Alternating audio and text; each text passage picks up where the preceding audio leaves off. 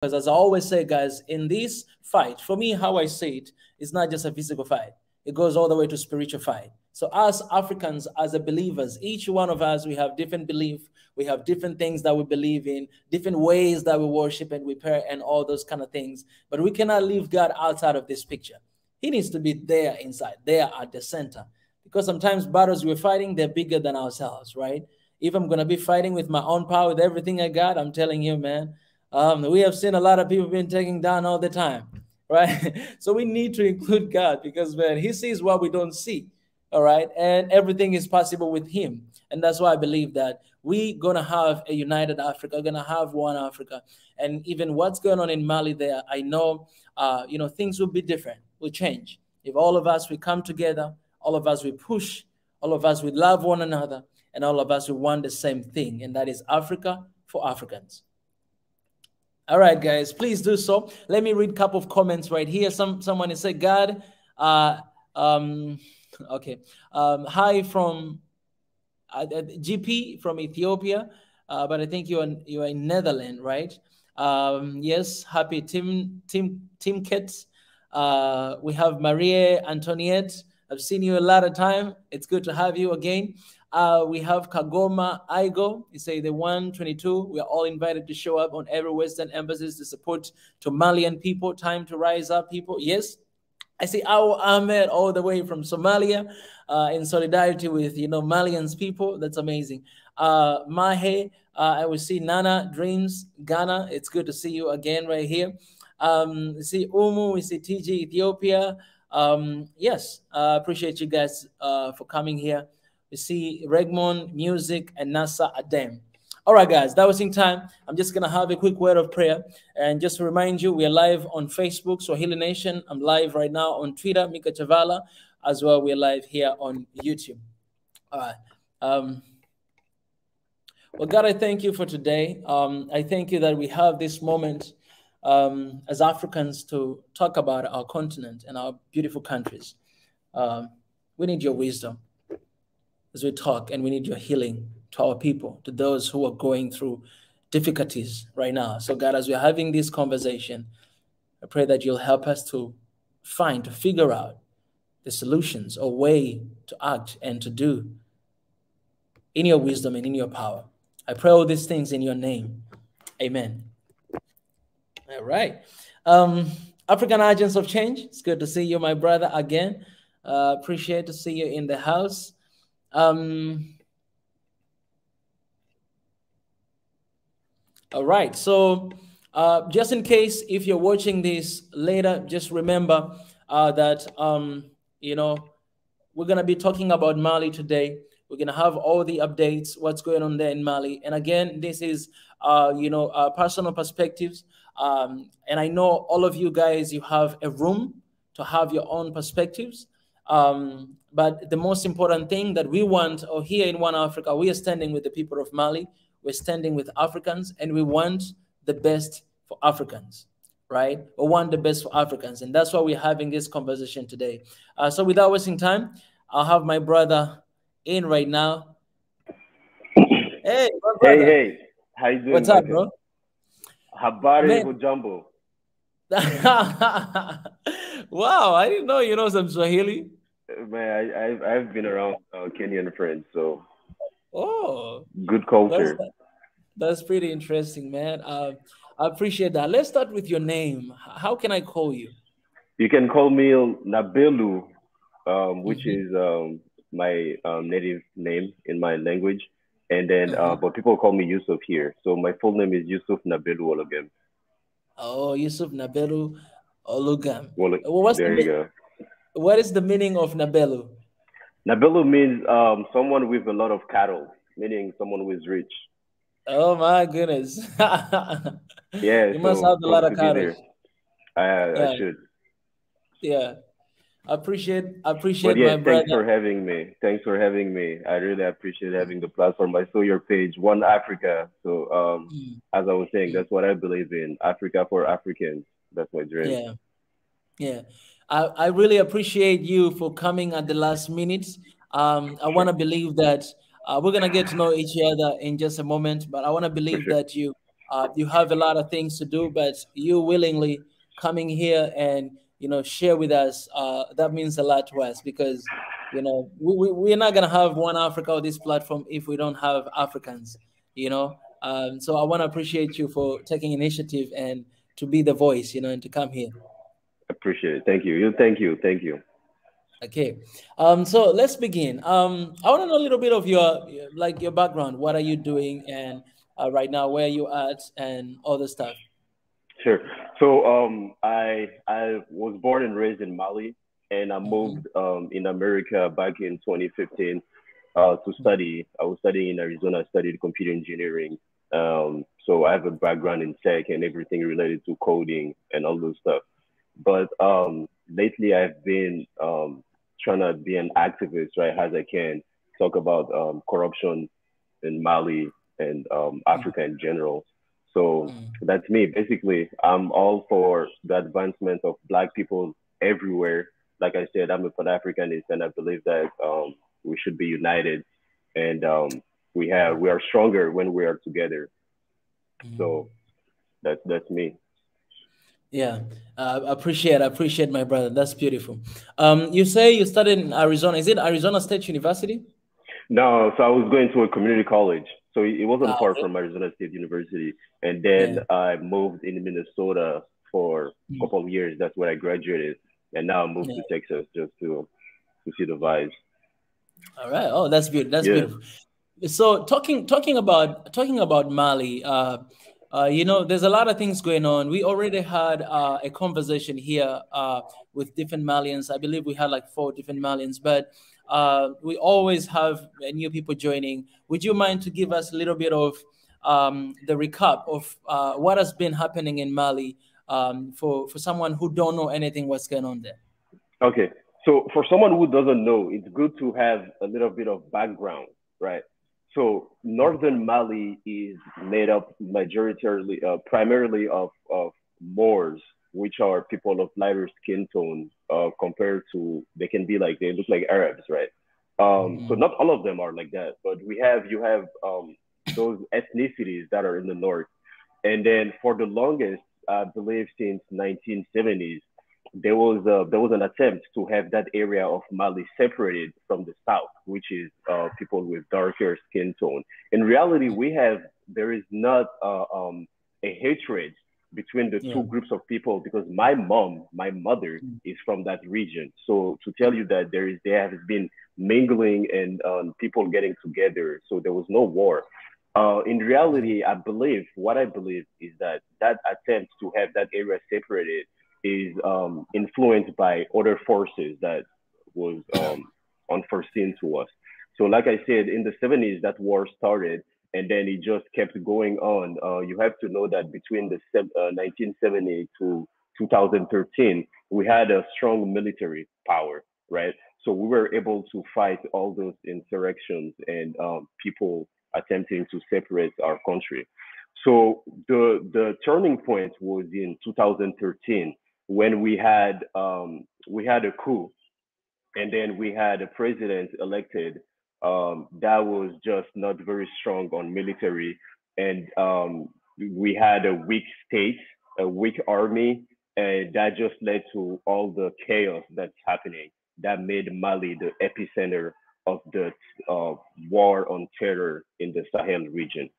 So basically, that's what is going on. And then now you had coup after coup after coup because they refused to deal with the issues that was causing these insurrections. So now we had another coup, and we have military in power that are trying to deal with Russia and other forces because you have to know in 2013 when this war started, Mali called upon his ally, which was France, to Mhm. come help us deliver us from the juke of the terrorists. And it's been a long time, 2013 till now, almost 9 years, and we still have a bad security situation there. People are still being displaced in the center of the country. There is no peace. There's a lot of regions that are not secured, and terrorists are just still doing what they're doing. And so we have to ask yourself, with all these forces in Mali, right? Why are things not evolving? You don't have to be a political analyst to just see that something is off, right? A lot of people mention that what is going on in Mali is a war, is anti-French sentiment that is going on. I don't believe so, because in 2013, when our president at the time called France, it was Francois Hollande, which was the president of France. When he came in Mali with his soldiers, he was welcomed as a hero. Malian, the populations were, everybody welcomed him because we knew that that could save us from what was going on. But then it has not been happening. So we are just trying to free ourselves with any type of partnership that we can get other than France. It has nothing to do with France. It's just a pro-Malian sentiment, not an anti-French one. And since this, when did all these quarrels started specifically? Do you remember the year?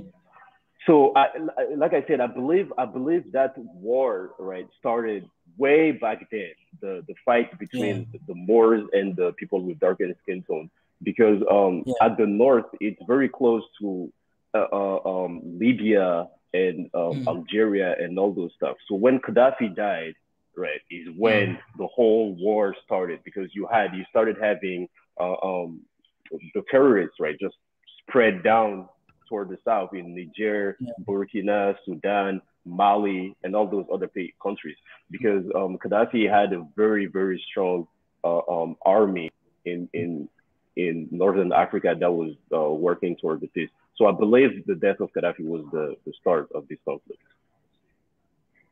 Yeah, and that's fair. And do you know the number of Malians, people who died through this process? So which died? So last year they did a study. The UN did a study between Mali, Niger, and Burkina. There was 2,000 people just last year who died. But the case of Mali specifically, I'm working right now to get those numbers in terms of civilian casualties, military casualties, and terrorists who also perished in the fight. But what I can tell you is that from 2013 till now, we have 400,000 people displaced only in Mali. 400,000. We have 400,000. We have close to 3,000 schools that are closed. We have 500,000 students who have not been going to school at all. And you can just know that one day outside of the school is a week that you are actually losing in the future. So people have not been going to school because you have terrorists, right? Those people, armed forces, trying to prevent the government from striving. And a goal is to just burn the fields where people grow their crops, to kill cattle, to have the school closed. You know, you have they burned down schools, they killed teachers, and all those stuff. So it's very bad. It's very bad. I believe there was a number that said that we had lost, back when the last president was there, that we had lost close to 70% of the territories due to those insurrections. And how many regions right now in Mali that are still occupied by all these terrorist groups?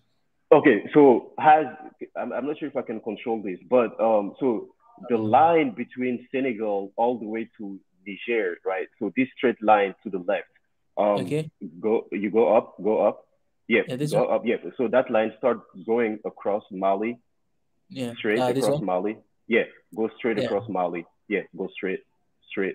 Nope. You cross it. Straight. Yeah, exactly.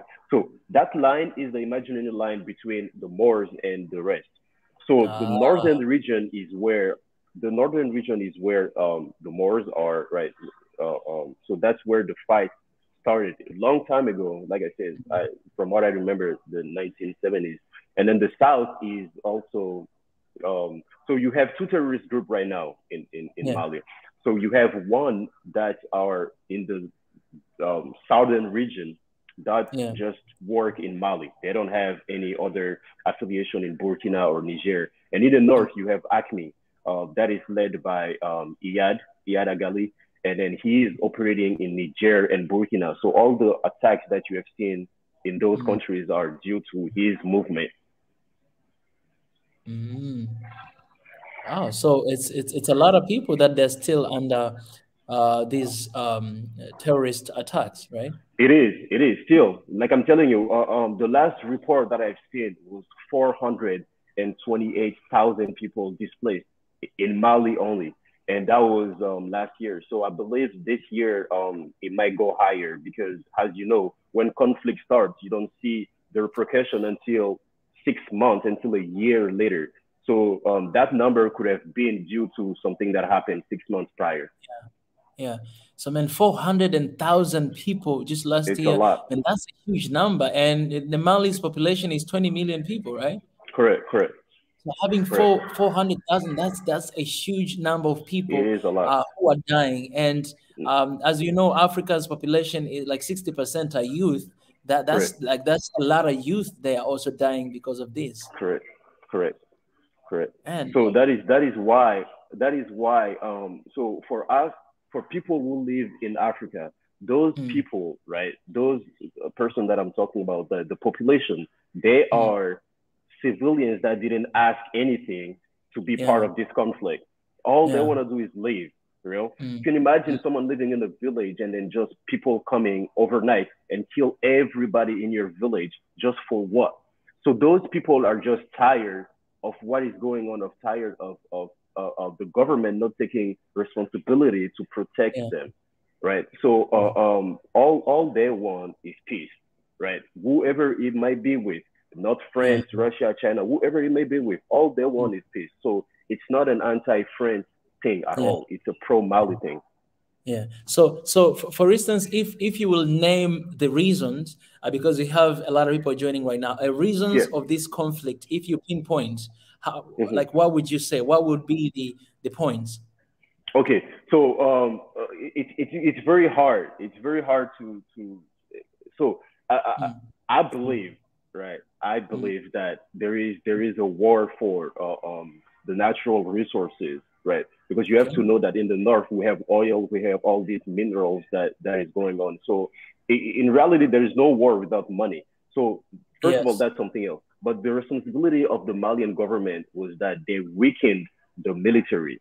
They were supposed to have soldiers on the ground, to have resources given to the military to fight these insurrections, which was not done. So I believe Yeah. that was also part of it, and then also the fact that this war that is going on, this idea that people living in the north have it harder than people living in the south is just not true. So this whole like Accord of Alger, I don't know if you heard of that. It's the agreement that they were trying to do between the south and the north, like a two-state solution type thing that they were doing. Is based on the assumption that Sorry, people living in the north have Yusuf. it harder. Yes.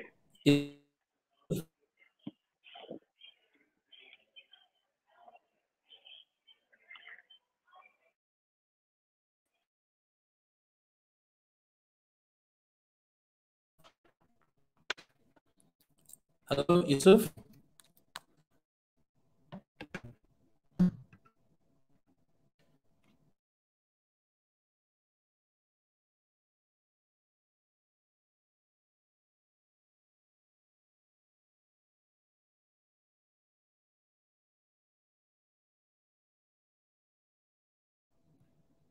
Hey, Yusuf. Can you hear me? Yes, I can hear you. I think I lost you there. Do you mind to repeat again the second Okay. point? I think we lost each other.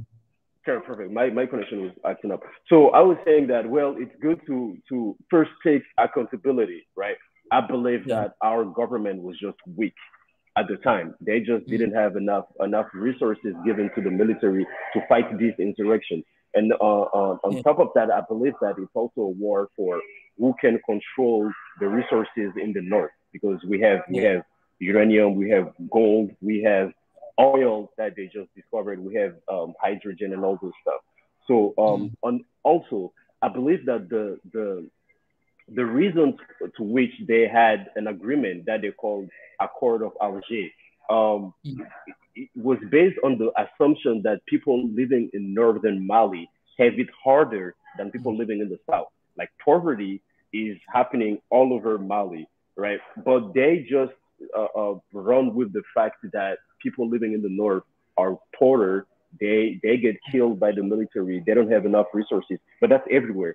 So I believe those 3 points are the main reasons why we have this situation Yeah. right now.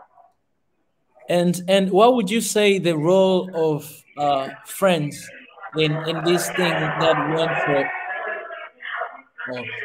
for that went for so long? What would you say the role of friends? What is your personal opinion on this? So I think that friends they are not helping, right? And Mm. I would say why. I believe in I believe in the fact that between two countries there is no friendship or let me come to your aid, let me help you, right? It's all interest. In Yeah. 2013, when Francois Hollande came to Mali, the first thing he said, we are not here to protect any interest. We're not here to Mm. for us. We're here for you guys, right? Mm. Which is false. That Mm. is the the idea that France has right now, which is the fact that, well, we are coming to just help you guys all the time. There is nothing that we are coming here to protect. France has Yeah. 16 corporations operating in Mali. You have Orange Mm. Mali, which deals with close to 60% of all the telecommunications in Mali. You have Mm. Total, they give gas and oil to everybody in Mali. You have Shell as well.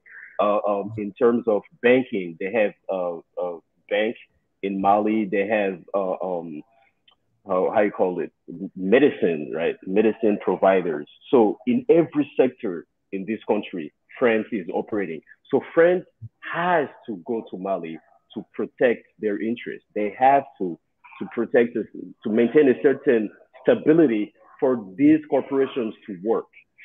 Mm. When France came in 2013 till now, you just Mm. have to look at it, look at the numbers, look at the situations of Mali. Nothing has changed. You Yeah. have Serval, you have Barkhane, you have Takuba, you have MINUSMA, you have all these forces operating in Mali, and nothing is changing. You still have people being killed every day in Mali. The number has changed. When you look at the first report Mm. on the number of displaced, right? It went from 50,000 to 100,000 to 200,000. Now we are at 450, almost 450,000. So these people have been there for 7, almost 10 years. What has changed, right? So you just have to ask yourself, wonder. I'm not the one to make conclusions like what is the role of France? Like, is France contributing to this war? I don't know. But all I know is that I'm pragmatic. I ask questions, and when I ask those questions, it doesn't go in the favor of France. Because I was studying, Niger. Yeah, A couple weeks ago, French troop they killed three Niger people. They were standing against French troops. And one very interesting thing that I found is that 40% of electricity in France comes from Niger's uranium, yeah, while you have 86% of Niger people with no electricity. yeah. So even like you don't have we don't have to like to find I mean, I don't know, we don't have to know something, but we just look at the numbers. We look at what is happening, and then we see. So in your case, you can look at Mali in 2013, before that, how it was and how many people died, and after coming with this relationship with friends from 2013 to right now, It's also how worse. many people died. It's Is worse. it's worse. It's worse. It is worse. They have. I don't know. I don't know the exact numbers. I think it was close to 5,000 soldiers, right? So 5,000 boots. I can be wrong. I have to check my numbers, but it's close to that. You have paying, I believe, 5 million euros a day, some stuff like that, right? It's ridiculous how much money they are putting into this war, and nothing has changed. You had terrorist attacks happening less than 50 kilometers to where they had French military bases happen. right? And they don't go to help. They don't go. They don't send choppers. They don't send troops. They don't do anything. People just die. So you have to ask yourself if what is the real reason they're there. So right now it seems like Malians people are awakening, right? Because they are tired to see their people die, their brothers and sisters die, and they began to say no to French troop. And how that is coming up, I know recently France they reduced the number of troops that they had in Mali. Yeah. How did that come to existence? Okay, so that's two parts. So let me answer the second part. They reduced the number because it was strategic. When the very last coup happened and the military took power, and so French was just like, okay, so we were fighting against two terrorist groups, like I told you, the one in the south and the one in the north. So we are just gonna leave the south with you guys and deal with those in the north. There was no they didn't tell us before. So in a partnership, you should be like, so in 2 months we are leaving the south, right? So you guys can get ready. They just woke up overnight and left the south. The reason behind that, I believe, was to destabilize the region, right? They wanted those terrorists in the south to just perpetrate more terror attacks for the government to fold. That's what I believe. So they just reduced the number to create more problems. But in terms of awakening go ahead. And the northern side is where the resources are. Oh, well, it's all over. It's all over. But you have oil. Yeah, it's all over. But you have oil a lot in the north. But I feel like, I don't want to speculate, but I believe it's a war for resources. But back to the awakening of Africans, right? It's something beautiful that I'm seeing because I see people in Nigeria, I see people in Kenya, I see people in Niger supporting this movement, supporting what is going on in Mali, right? Because we have been colonized for the longest, and then it was all based on lies, on deception. They were manipulating those first people that were fighting to be for independence. So we are not taking it anymore, right? So the contract that they had with those people, the way they were able to manipulate them, it's not happening with us anymore. We know what is going on. You see what I'm saying? So Africans are just like, we are realizing that we just like, hey, if you coming in terms of partnership, let's work together. But don't come here telling us that you are the savior. You are coming to help us, and you have nothing to defend. Like we see it. So we are people, and it's not just Mali. I'm telling you, you have in Senegal. In Senegal, you have a lot of youth that are starting to talk about it, right? So what is happening in Mali is going to shape the political sphere in West Africa. I believe so in a lot of ways. Yeah, and that's well said, my brother. And recently, I know you guys a couple of days ago, you lost your president. Right. What really happened? Do you know what really happened?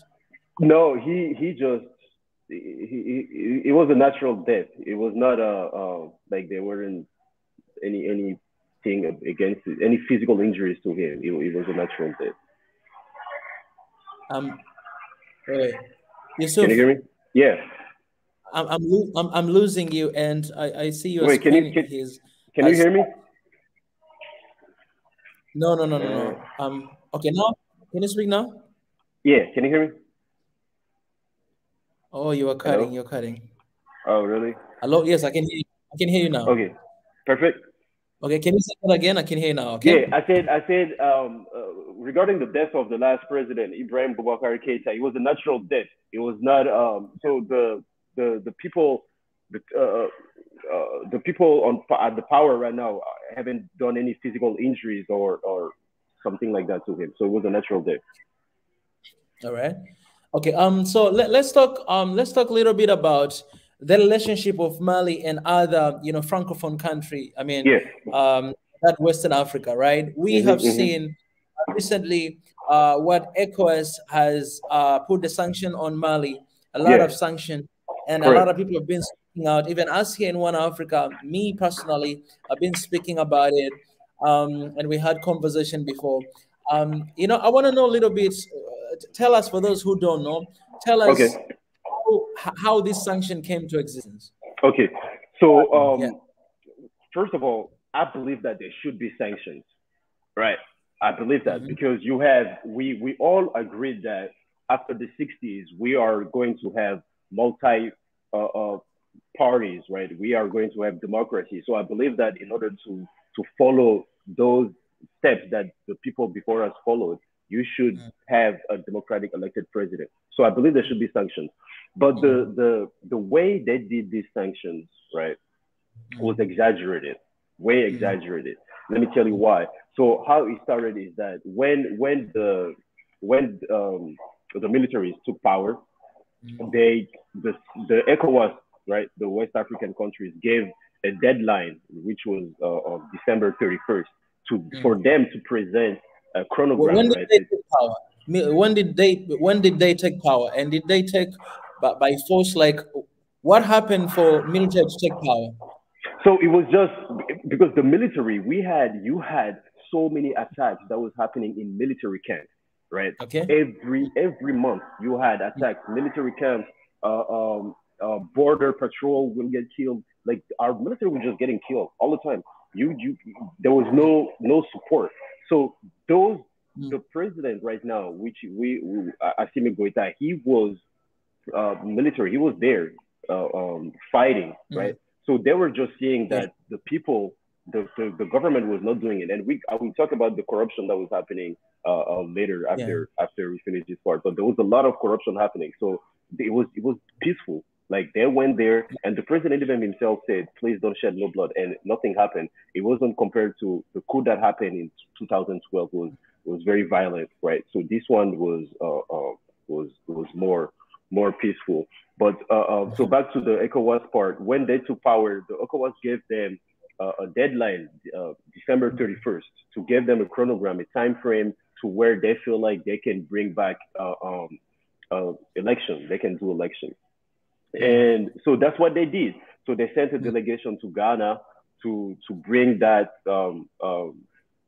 chronogram. And the next day, what happened? We hear at the news from France that in a couple of days, ECOWAS is putting sanctions on Mali, right? Okay. So I was like, that was my first reaction. I was like, how is France news the one to tell us that sanctions are happening? How do they know ahead of time that sanctions were happening? You see what I'm saying? Oh, So I had no idea that's what happened. it was ahead of time. So they were like, sanctions are gonna be brought upon Mali. So they brought ECOWAS and they brought the central bank as well, right, into the sanctions. So the sanctions that they imposed. Just a second, Yusuf. So Yes. when you saw this news coming from France, was it a speculation, or it was like like the news that, okay, this is going to happen? It was the French Ministry of Defense, I believe. It Oh, was one of the yep. officials in Okay. correct, and then it was all over French media, you know. So because I could understand. So right, they asked for 5 years in power, so they believe that it will take them 5 years to deal with the security problem in Mali, which people believe is too much, and then they didn't agree. The president didn't agree, so they brought the hardest sanctions upon them, which they believe that it's. I believe that it's illegal. The sanctions that they did, it's exaggerated, and nowhere in the of the documents between those countries such things are imposed or said. Yeah. So all right. So you say, what were the reason? I know I've heard before, but I'm asking all these questions Yeah, because of the yeah, yeah, new yeah, people for sure. yeah. What was the reason for the military regime to to break the promise that they had with ECOWAS and to say, oh, you know what, we're going to have 5 more years. What was the reason behind that? So so this is what happened. They did a referendum type thing, right? So they called, even I participated being in America, they called upon everybody, every civilian everywhere to meet, to talk, whether it be on Zoom, whether if you are in Mali, whether it be your local representative, right? So everybody met and people gave directions as to what should happen. So they gave a lot of stuff as in changing the constitution, bringing back peace, and all those stuff. So for them, the people at the regime right now decided that for them to be able to fulfill the will of the population, it will take them 5 years. So that's just the turn of thoughts, right? Yeah. So literally because they didn't have enough people to vote, right? Yeah. I mean, elections cannot happen right now in Mali. It's impossible to have elections. So for those presidents around to just tell us to have elections, it's impossible to have elections. Like I'm telling you, we have 500,000 people who are displaced, almost 500,000. When election happened, we are based on the census. So census happen every year. People of the government, they go around and see how many people live in this region, how many people live in this village, so they can create the electoral process for it. Where does election happen? Election happen usually in schools, right? They change school grounds to elections. So you have classrooms being changed to where people go and vote. All the schools are burned. All the schools are closed. You have, like I said, 2,000 schools that are closed, right? So it's physically impossible to have elections right now. I believe that for them to say, oh, have election. I have to tell you, in West Africa, right, since we had our independence, you had in France in the 1960s, you had in France an ambassador for Africa. That was his job. He was the ambassador for Africa, which will do the liaison between French colonies and France. Every year, I believe that even now, France always had his president. France always know who they want to work with and who they don't want to work with. The people in power right now just aren't doing what France want them to do. So they want to change it quickly. They want to change it now. Let me tell you why. We have this problem that is happening in Mali is the same thing that is happening in Chad. Chad, the president, he passed, right? And his son is now in power. Why isn't France telling him to have an election? Why is there no fight for them to have an election, right? You have the president of Ivory Coast, who is doing his third presidential round, right? 15 years, and the term is 2. Why are they telling them to reduce it? Why are they not telling them to step down? Yeah, you have Cameroon. Paul Biya is president 40 years. Why aren't they telling them to do an election? In Gabon, you have the president who has been in power. It's an empire, right? The father is there, and then the son is there. 2 people in president since the independence. Why are they not telling them to do elections, right? But we have the situation in Mali. Everything is going bad. It's physically impossible to do elections. We have terrorists. We have people who are not eating. We have people who are not going to school. Nothing is going well, and you want us to have an election. So you have to ask yourself, what is behind all this? So you were saying that you believe, in your opinion, you're saying that you believe that the decision that ECOWAS has made is not just from ECOWAS, but you believe there's someone behind it, and that someone is France. I believe so. 100%. Well, I listened to our prime minister. He did a speech last week, and he was talking about how the day they decided to have forces in Mali, in ECOWAS. The ECOWAS had a meeting, and the prime minister of France was there during the meeting, at the meeting. You know what I'm saying? So why is France involving itself in the affairs of West Africans, right? This is not some type of conspiracy that I'm telling you. Jacques Chirac, the president of France at the time, said so. He said that France always had a president, right?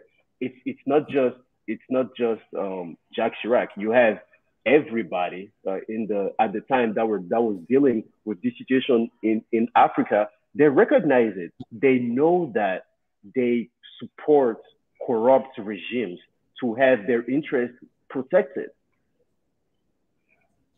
It's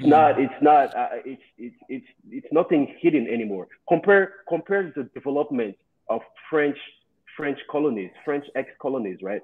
To countries that were colonized by British or other countries. You can see that we are doing very bad.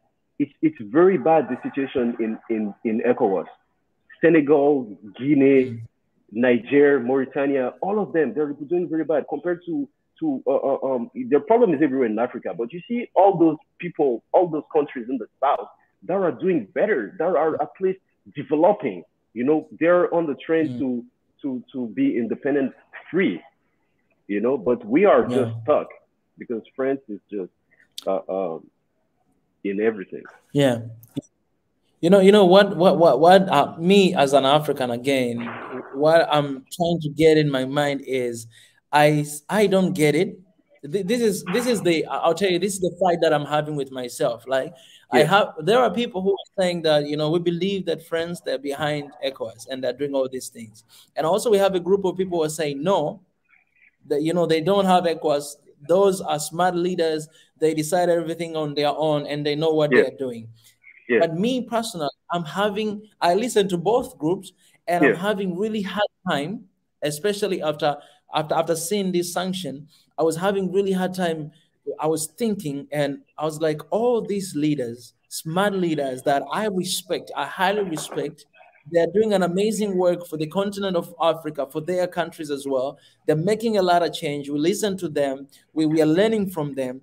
They sat down and make all this sanction against the government of Mali, and not only the government of Mali, but against the people of Mali, because this sanction, they are going to affect directly people. And I'll ask you this question a little bit after this. I'm really having a time, like, how can you sit down and you're a bunch of leaders and make this decision to this extent? Yeah, like it's something that I'm like, what is the motives? Like, what is the motive behind that? What is the motivation behind that? Like, what kind of message you wanna give to Mali civilians? I can't answer that. I'm with you. I don't get it. I was watching a representative of a large oil company in Senegal. He quit his job, right? And the reason why he quit it, and he went online, the video is there. I forgot the guy's name, but he's the oil representative. And he quit. And then he said that he quit because the reason there was some contracts, right, that they were supposed to get to exploit oil in the region where he worked at. And then out of all the offers that they get, France gave them the worst offer. Total, the company Total, gave them the worst offer. And then the president decided to give these contracts to France because France helped us. That's literally what the guy said. He was the director of that company. He stepped down for that reason because France helped us. You see what I'm saying? I don't know. I can't understand it. For me, I believe that you should have partnerships with everybody, right? As long as they protect your interests. But the way these people put it's just weird. Like I said, France always has a president. France always has a candidate. So these people are just France's candidate, and they do the job. They do the job because you can have three terms. You can have 4 terms if you want. You can stay in power for 50 years. We don't care as long as you protect our interests. But the moment you go against France, all of a sudden there is war in your country. There is sanctions against you. There are, it's just weird. It's weird. Dang, man. So how do you think these sanctions affect the people of Mali? I believe that it affects it on a great deal, right? my perspective, my view is that the people in power at ECOWAS, right? Those other presidents, they have to show to people that want to overthrow their government, right? An example. They want to make Mali the example. I don't know if that makes sense, because the things that they're doing to Mali is just disproportionate, right? So they want to make Mali an example. That's what I believe. But people are suffering. People are already suffering. People have been suffering. But luckily, we have Mauritania and Guinea that are they open their borders to us, right? So now goods are transiting towards through Guinea and Mauritania. So I hope that these things don't last long. But if I'm being honest, I'm all for it. I believe that it's time for us to free ourselves finally from neocolonialism.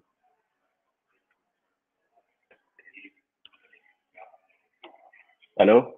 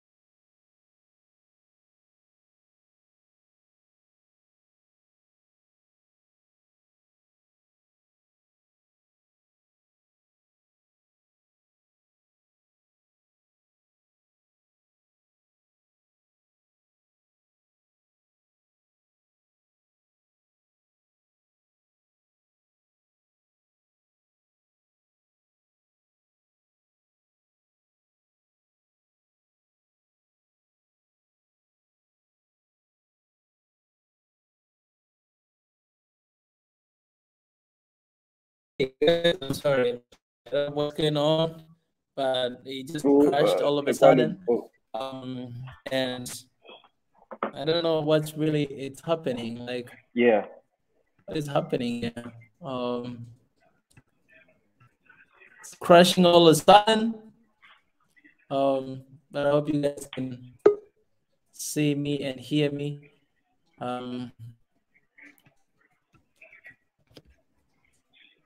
Well, I don't know why I'm having this issue today. But hey, Yusuf, can you hear me? Yeah, I can hear you. It's lacking, but yeah, it's getting better Hello, now. Yusuf? Can you hear me? All right. Yeah, I can hear you, but I cannot see you. All right, I can see you now. Yeah. All right.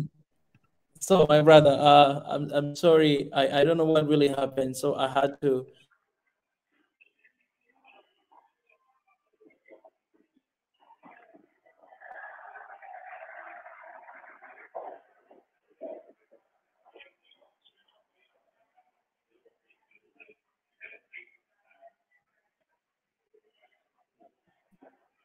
Okay, but yes, you can go ahead. Yeah. So I forgot where I was. I think we were talking about how the people suffer.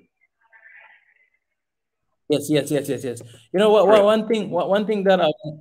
One thing that I want to say to that um, is that I think we, at the same time, we have to be careful with everyone that is watching as well, Yeah. because let's say just let's say this. Let's say that yes, let's say friends they're behind ECOWAS. A Hmm. B. Let's say friends they're not behind ECOWAS, but friends they're trying to get credits to what ECOWAS is doing, just in Hmm. order to turn Mali or Africans countries against each other. You know what I'm saying? Like taking Hmm. advantage of the situation at the same time. Like Yeah. we can say that.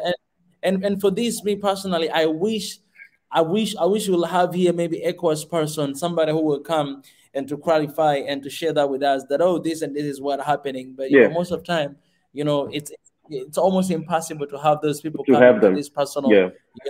movement and share. So it's always like that. I believe Yeah. you were sharing about how much it impacts the people of Mali, Correct. the So sanctions. yeah. Yes, yes, yes. So like I said, it will take some time for us to see the real repercussions of these sanctions. But we have Mauritania and Guinea and Algeria, their borders Mm, to us, right? So I hope that the government, the people in power right now, will have the will, will have the will to mm, find these alternatives to the sanctions. mm. But and I hope that they get together and find a solution very fast. But And people is people it have like been right suffering. now? Hmm. Exactly, exactly. That's what we're saying. And right now, how many days it has been since they put this sanction? And do you see any hope in like maybe anything to change anytime soon? Well, I've seen a tweet from ECOWAS. I don't know who is they posted it on Twitter and Facebook, Yeah. opening the door to having conversations, right? Mm, So I hope that mm, even today, our Minister of Foreign Affairs um, posted on his Twitter that he is, they are seeing representative of ECOWAS to see how they can get out of this situation. Because you have to know that for them to close the borders and everything, right? You have their soldiers in Mali who, like, they need food, they need equipment, they need everything. So when you close the borders, they can't get those stuff anymore. So it's very inconvenient for the mission that is supposed to maintain peace in Mali. yeah. And um, all right, I would like to know this. What would be your message to the rest of Africans who are watching right now? Because Yeah, we have seen what happened in Ethiopia, in Sudan, right? In Niger, in Burkina Faso, we have yeah, seen different people, Africans, coming out, joining with our brothers and sisters, and standing together. As I told you before, our movement. This is One Africa, right? We yeah, believe yeah, in a unity. There's a power in unity. So, what will be yep, your message to the rest of Africans who maybe they don't know what's going on in Mali? Oh, yeah, now they know if they're watching this yeah, video. What yeah. will be your message to them? So my message to everybody, right, is to be together, to stay together and stay strong, and hope for better days. Because I promise you that better days are coming. Everywhere in Mm, Africa, we will prevail. That's what I'm seeing here. We will prevail yeah. because we have this new breed, this new generation, right? Us. What Mm, we mm, had that they didn't have before is social media. We have the yeah. power to be together, for me to meet you today and talk about this issue, is not something that they didn't have the technology back then. So we have a great tool, and we should use that to our advantage. We should fight against imperialism, corruption, and neocolonialism everywhere. So it's just a wake up call to the West, right? They should review their political strategies. They should change the way they deal with Africans, because I'm telling you, the people coming up, the people, the youth right now, when we start raising, when we start getting in power, it's gonna be a whole different attitude. So they better change the way they deal with us now. That's beautiful. That's beautiful. Absolutely beautiful. Yeah. The other day here we had this conversation, and we had our brother from Nigeria, Yeah. and he expressed his concern as well. And I want to address to you to see what would be your view. And in the case of this sanction that has been imposed on Mali, for him, he's standing with the people of Mali, but he thinks that you know what, I support this sanction. First of all, he don't believe that France is behind ECOWAS. That's first of all. Second, he said, I'm backing up what ECOWAS has done, because if we keep entertaining this military regime, that they have a certain amount of time they need to go, but they're still staying there. We have seen a lot of concerns like this throughout the continent of Africa. Once they stay there, they don't want to leave for good. If we keep entertaining this, the same issue is going to happen in Nigeria, in other countries as well. Like military, they'll be like, okay, they didn't do anything for them, so why not take it to the government, and nobody's going to keep us responsible. What would be your say to the comments or to the views like that from your other brothers and sisters from African countries? Okay. So I believe that personally. I believe that the way the democracy and the way democracy works in Africa has been imposed on us, right?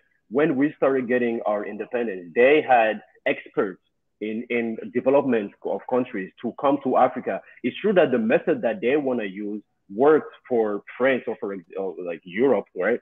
But those realities are not necessarily what would work for Africa. We take the case of Rwanda. Kagame has been in power, in power for 20 years, I believe, right? You can correct me. But from what I see online and from what I see people say, I think he's doing a good job at bringing peace and developing the country, keeping the city clean and all that. In Mali, I don't believe that. So I don't think that they are there to stay in power for forever. But I hope they don't. I hope they don't. All I know is that the issues that they are raising, the problems that they are talking about, is very real. They wanna work on the army so that we have a strong army, at least so that the next person that comes don't have to go through the same issue. So I mean, I hear everybody. I talk to friends that don't support the people in power. I talk to people that support the sanctions and all that. Everybody has their reason, but I believe that ultimately we all love Africa and we want the best for it. Thank you so much, Yusuf. Mika happened to drop, and he's trying to reconnect again. Gotcha. Another thing that I think he's logging in right now. There you go. Go ahead, Mika. Can you hear us? Mika, can you hear us? He's on mute.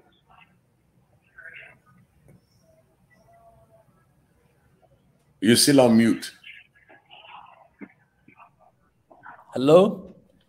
Yeah, we can hear you now. Go ahead. Yeah. Biggie, can you hear me? Yeah, I can hear you. Yeah, we can hear you now. Yeah.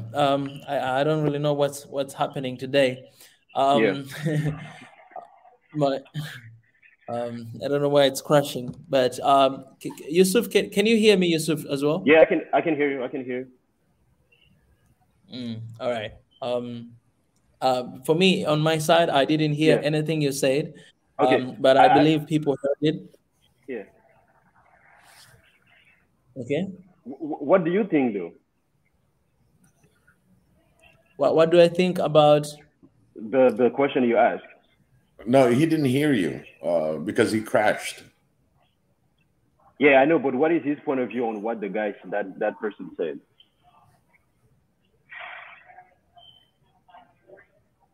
Oh, I didn't hear you. Sorry. Let me leave for some time, and then I'll be back. Okay. I'll try to Okay. do something. Okay. I'll leave with Biggie. Biggie is he's also my co-host for today. So Okay. yeah, Sounds good. we're Yeah. together.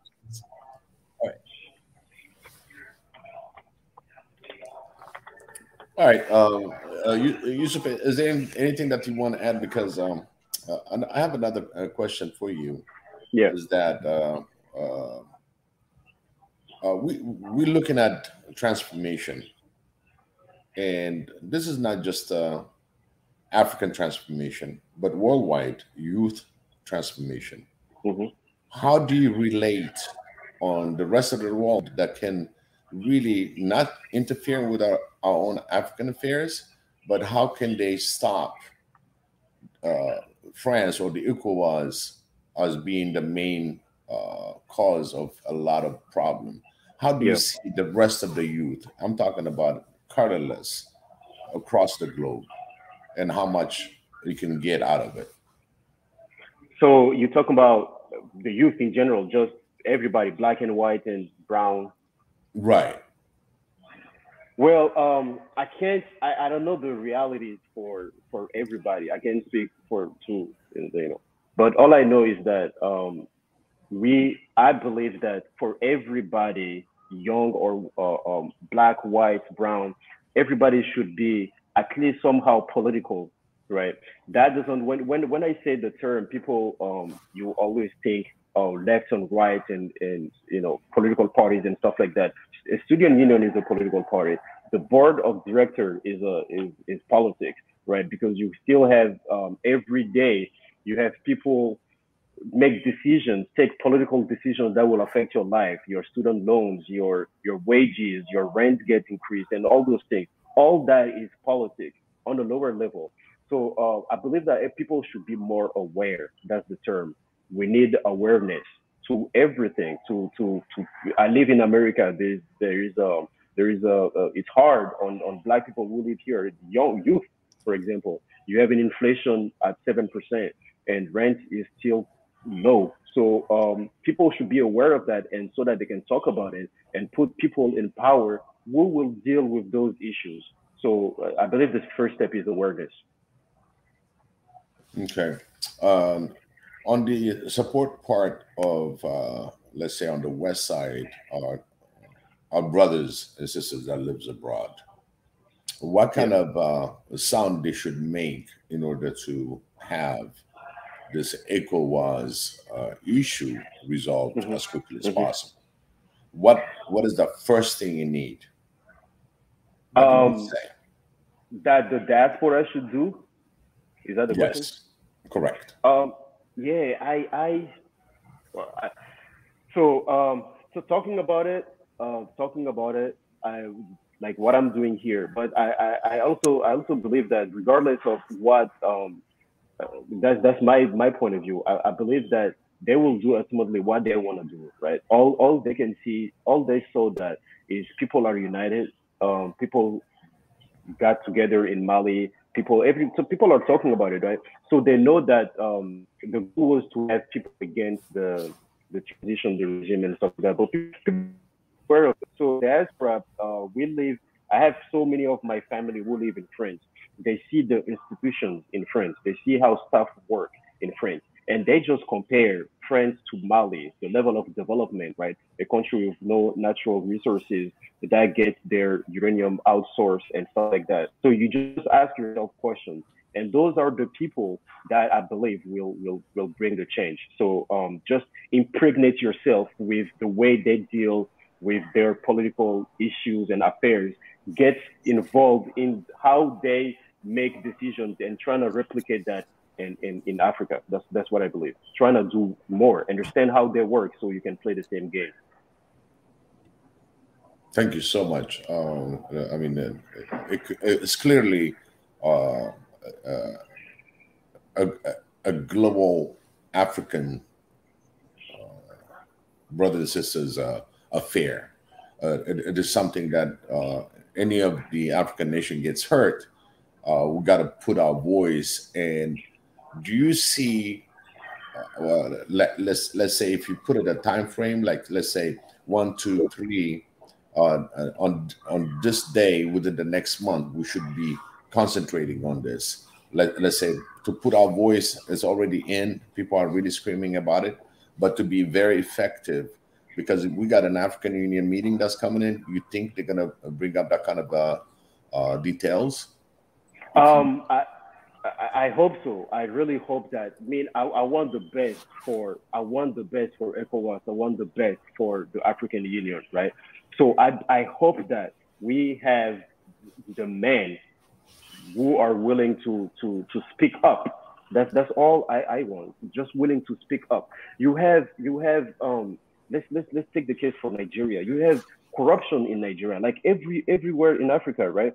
But the people in the youth, right, are talking about it. You've seen so many. Last year, all I was seeing is Nigerian rising up, Nigerian talking about it, right? So the youth are bringing awareness. So in terms of African Union, I hope that they will listen to their population. I hope that they will listen. If not, I'm telling you, we will bring the change at some point. But I can't give you a time frame to when things will slow down. I really can't. I just hope it gets resolved quick and fast. But I don't think even it's hard to have a time frame, honestly, with how it deals with everything is intertwined. You have so many countries involved, so many powers involved, and it's just hard. How's the conversation among the Malians and the government? So right now, the Malians, I believe that the majority of people support this transition. That's what I think. And from people, I don't know if you have seen the pictures of the call that the president did for people to come out of the street so people can see them. It was a lot. It was a lot and a lot. You still have a fraction of the population that believe that, well, they shouldn't be harsh. They shouldn't talk bad about France. They shouldn't talk bad about ECOWAS and all those things. But I believe that the majority of people support this transition. In reality, we are just fed up. People, they're just fed up. I'm an activist, right? So I talk about corruption that happened in Mali. Let me tell you guys something.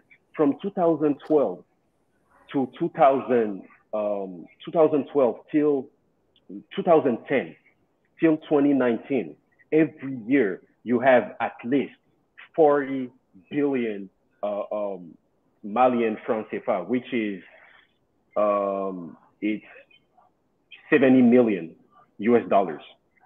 That is embezzled every year, right? From corruption. So we were used to that, the 70 million, we were used to that.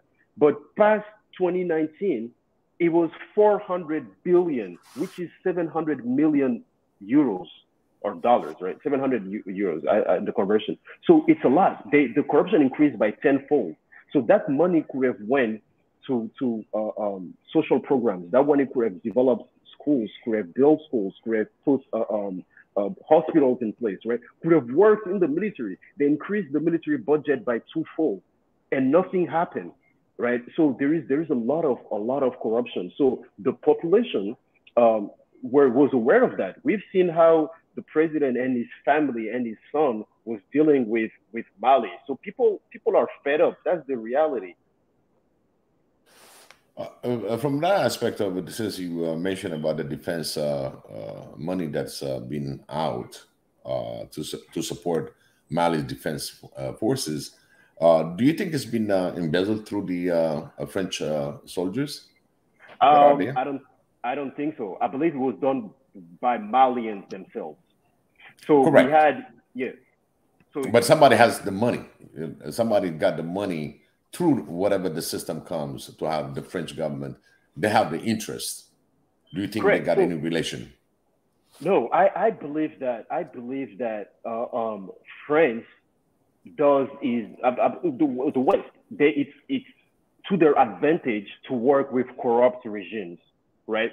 So they give these aids to African countries to develop themselves, but they know that these people will embezzle this money, right? For corruption to happen, there has to be a corrupted and one who corrupts. So you have it's a fraction of what we talk about. You have they talk about Bolloré logistics and all that. I was watching um, the documentary on it, and they agreed. They agreed that they were part of the corruption that was happening in Africa. So it's obvious. Thank you, Yusuf. Yeah. Go ahead, Your Excellency. Mika, go ahead. Well, Biggie, I want to appreciate you, my brother, partner, for those beautiful questions. Um, and Yusuf as well. But I also want to know this, Yusuf, from your side before I let you go. And guys who are watching here, guys, if you have any question, feel free to drop in the comment section for Yusuf. Yusuf, what would be your message to Malian people? You give your message to all Africans inside and outside of I, Africa. What would be your message? it's the same message. I believe I'm talking for melanated people everywhere in Africa. I'm speaking for Africans, right? Let's put people in power who will work for us. Let's find a way to deal with to have better relationship with the West that helps them and help us. We have to stop. We have to stop with the term aid. We are coming to aid you. We are coming to help you.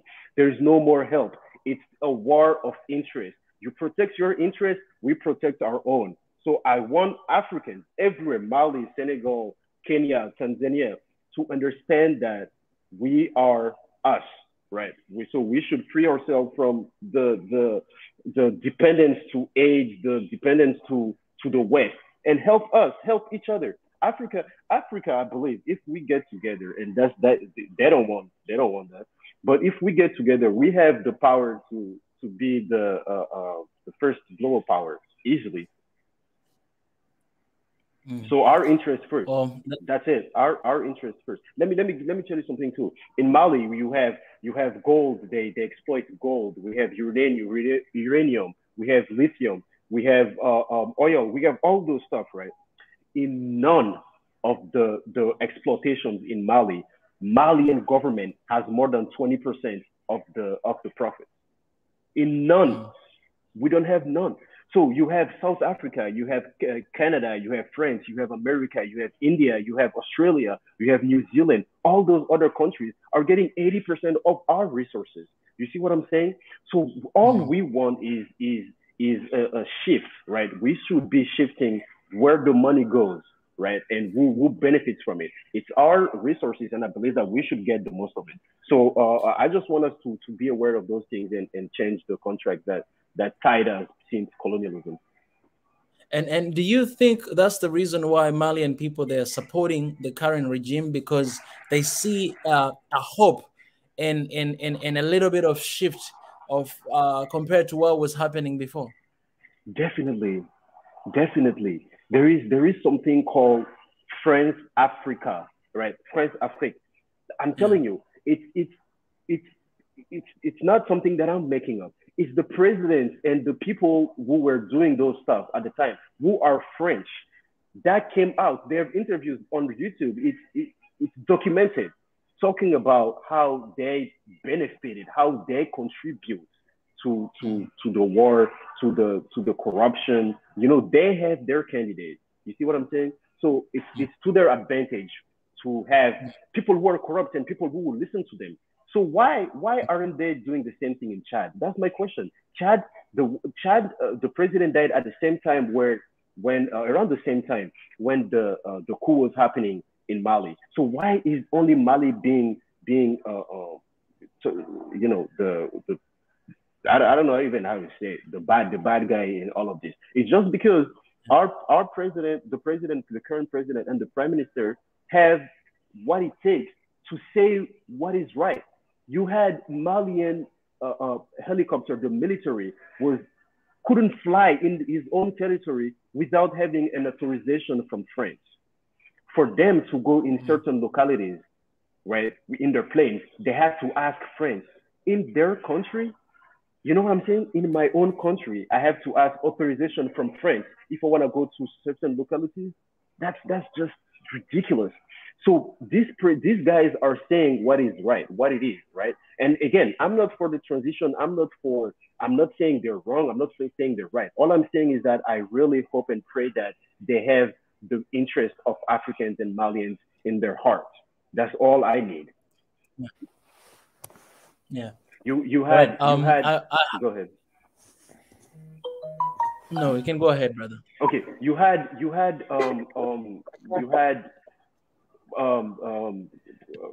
Macron, the president Macron, right? The French president. He went to Rwanda to apologize in front of the people in Rwanda for his participation in the genocide that happened between the Tutsi and the Hutus, right? They were involved in a very big deal in the war that was happening. And I'm not making this up. He went there and apologized for his participation. That's what I'm saying. So they know what is going on. But you have to have a strong president, someone who is just fed up for them to apologize to you. That's all we need, right? They are fervent of fighting for civil rights and social liberties and all those things. Why they're not doing the same thing in China? Why didn't go to China to free all these Muslims in camps? Why are they going to Russia to save all these journalists in jail if you're fighting for civil rights? They prey on poor and weak countries to bring their fight for civil liberties and civil justice. That's nowhere in the world has military occupation worked. Nowhere. You had military occupation in Afghanistan. What happened? Military occupation in Iraq. They killed Saddam Hussein, died. What happened in Iraq to this day? Is Iraq in a better place? No. You had a military occupation in Libya. What happened in Libya from the death of Gaddafi till now? Is it better? No. You had military occupation in Vietnam from America. Did they win the war? No. Spain went to Mexico. Did they win? No. Nowhere in Africa military, nowhere in the world military occupation works. You have to know that this problem is due to poverty and the lack of development.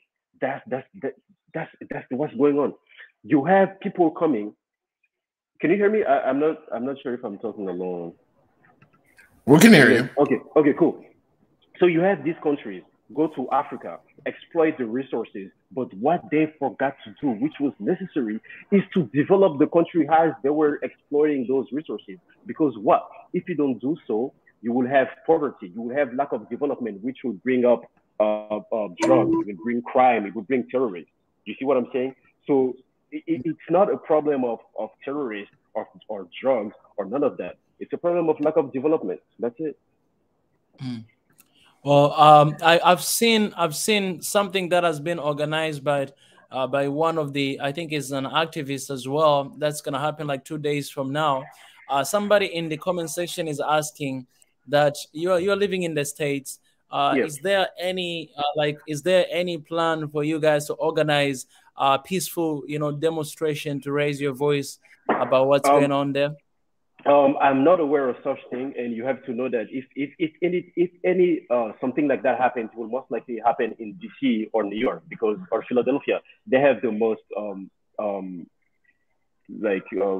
diaspora, Malian diaspora living there. But you had in France, till now in France, people are protesting in front of the ECOWAS headquarters, like the representative, the local representative they have in France, right? So people are rising up. Diaspora is rising up everywhere. And us, what we have, right? Me being a diaspora is like exactly this, having the platform to share it. So we are living abroad, but we are in the media, we are tweeting, we are Facebooking, we are posting posts, we are sharing pictures for everybody else to see. And people who live also in America see my post, see what I'm talking about, so they get aware of it. So we bring awareness to the issue. But I believe that this is an African issue. I believe that nobody else will develop our country without us.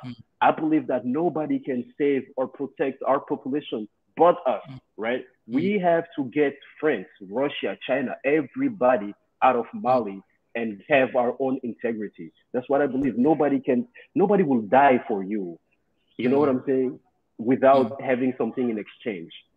So we should do our own wars. We should give ourselves the tools to boost our military and free ourselves from these terror attacks everywhere in Africa.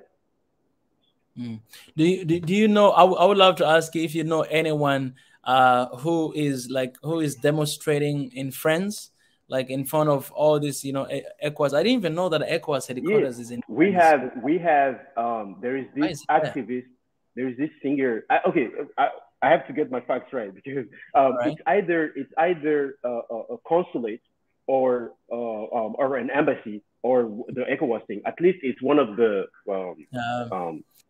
So I see that. So there is. Go ahead. Because I'm saying. All right, you go first. There is an activist. He's a singer in Mali. So he talks about the plight, the suffering of people in Africa, in Mali. And then so I've seen his posts, I've seen his videos protesting with a lot of people, not just Malians. You had a lot of Guineans, Senegalese, Ivorians with him at that protest. So it's global. It's global, and I believe that we will prevail. Yeah. So what I want to ask you is to connect me with them, because I would love to. If they're protesting there in France, we would love here in One Africa to actually live broadcasting, what is going on there. And if there's someone who is there, like in France, protesting, we'd love to have him here and to share with the rest of the world what's going on, what is happening. I don't know how much English he speaks, but they will love to be. By the way, even if they don't speak English, we have our brother here who speak French. He's fluent in French, so we can have them here and we can have translations. Perfect. I will. Tu parles français, n'est-ce pas? Ouais, je parle français. Youssouf. Alors, pour moi, ça va. Entre nous deux, traduire là. Ah ouais, ça marche alors. Ouais, ça marche. Hey, we agreed. Between two of us, we can translate it. Because he speaks French himself, So if he gets tired a little bit, I'll help him out. I'll give it to him. There you go. One amazing thing on this ECOWAS, the structure itself, he got 15 countries in this whole thing. And all 15 countries are African. They're not outside Africa. It's just the way. I think we got stuck in the third dimension. Length, height, and going forward, back and forth. We need time. The time is on the youth now. So this is the fourth dimension that you're going through. So we go up, we go sideways, backward, forward. So the forward with time. And having all these 15 countries, and if you look at it, they went through corruption like hell. So they are on third dimension. They still going, they go high, they can go forward, backward, but they never move in time. So the youth now, globally, I'm talking about the youth globally, wants to go forward. They're on the fourth and fifth dimension. And that ascension and the awareness, look at it, how many things are opened up in this fourth dimension. People are using their time. So if you go time, you're going to go on the past, present, and future.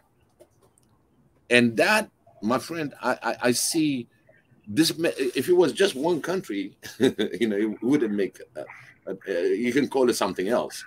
But 15 countries collaborating for the same corruption, somebody has to go use that time to expose that. And I think the youth now has is harnessed with the mental capability, the spiritual capability, and educational in any way to move with this time. So I want to bring that on this podium panel, that time is the essence for the youth to make the move. Yeah. Would you agree, Yusuf? I do. I do agree. I believe that, like you said, it will take some time, right? We are still young nations, right? You have a wave of independence happening in 1960s, and compared to America, 1776, they have been independent and working to have democracy and all those stuff. I believe it will take some time, but I know that deep in my heart, that we will have the people who will love Africa and we will fight African interests in front of the West, right? So right now we just have it's a group of people who have been at least close to power for the longest since independence, 1960 till now. It's not a lot, right? So it's young. So I believe with time will prevail. Yeah, I want to have my brother Reg here as well. I believe he might have a question for you, brother Reg. Do you have any question to ask Yusuf? Yes, yes. Good to see you, brother. We've been waiting for somebody from Mali to come here for a long time. Because yeah, we're concerned about you guys, you know. Yeah. Reg, are you there? Yes, can you hear me? I'm putting my brother here. I don't know if he's allowed me. Reg, You can hear yeah, me? Reg, do you have any question? By the way, this is amazing. This is how Africa looks like. We have South African right here. We have Ethiopian original right here. We have a Tanzanian. We have a Caribbean. We have a Malian. This is one Africa. You know what I'm saying? This is how it looks like. Man, look at this. We look like a salad. The salad that has combination of different flavors. 1, 2, 3, 4, 5. Right. True. Read. You can go ahead, Yes, yes. brother. This is how it's supposed to look, man. This is how it's supposed to look. And that's what I wanted to say. Before I ask my question, I'm gonna say, like, I want us to start when we have problems in Africa, we have to start moving as one. We can never separate ourselves by the countries and these borders, because when we do that, we're making ourselves weaker. When we say we need Malians to protect Malians, we should say no. We should say we need Africans to protect Malians, wherever you be. Even if you want to use the word Mali, you must say we need African to protect this region, not to protect some border that some Europeans made a couple years ago. You know what I mean? I understand that I've never been to Africa. I understand that there's a lot of borders and so on. Everybody group themselves by these borders, but I think that we need to break down these borders in our minds now. That's the first thing we got to do. So we move as a unit, whether you're from the Caribbean, from Tanzania, Senegal, South Africa, Ethiopia, just move as one. Just say we need Africans to protect Malians. But my question to you, but I have 4 questions actually. I'll keep them short. I want to know if the Tuareg in the north, right? Are these people a part of these terrorist group, or is it the so-called moderate rebels that the Americans armed in Libya to overthrow Libya? That's my first question. Is it the Tuaregs, or is it the Tuareg that are part of this terrorist group, or the Tuaregs are also fighting these terrorists that came from Libya that the Americans call moderate rebels? That's my first question. And then what does this whole instability in Mali has to do with the Tuareg rebellion that happened in like 2007? And then my last question is I know they're not. They claim that they was independent. They call themselves Azawad now. Is this still a nation? And are they working with the Malian government? That's my 3 questions. Okay. So let me answer the third question first. So you said that they're working with the Malian government. So the Malian government is trying to find a peace treaty with them. So that happened since the first coup happened, and so they have been working together to find some type of accord, right? That's what they call the Accord of Alger. So inside of that, it gives directions to how the two will work together. But no, we are not taking the arguments of separation. So whatever agreement that they are working on does not and will not, I hope so, include the separation of the two countries. And so you ask if this has something to do with the rebellion that happened in 2007. I honestly I can't pinpoint the real roots to what caused the revolution in 2007. But like I'm saying is that this thing has been happening for a long time. We have had some conflict with those minorities in the north, always wanting to get power. To answer the question about Libya, yes, when the war in Libya happened, you have to know that our president at the time, Amadou Toumani Touré, was an ally with with Libya and Gaddafi. Gaddafi built he made a lot of work in Mali, right? So when the war happened, it was just natural for our president to welcome some Libyans in the north as refugees. So when that happened, everything just started. It was a butterfly effect. It just went from, I can't tell you if these are the rebels from Libya, or if these are people that we hosted from Libya, or if it's just the people the Tuareg natives in Mali that started it.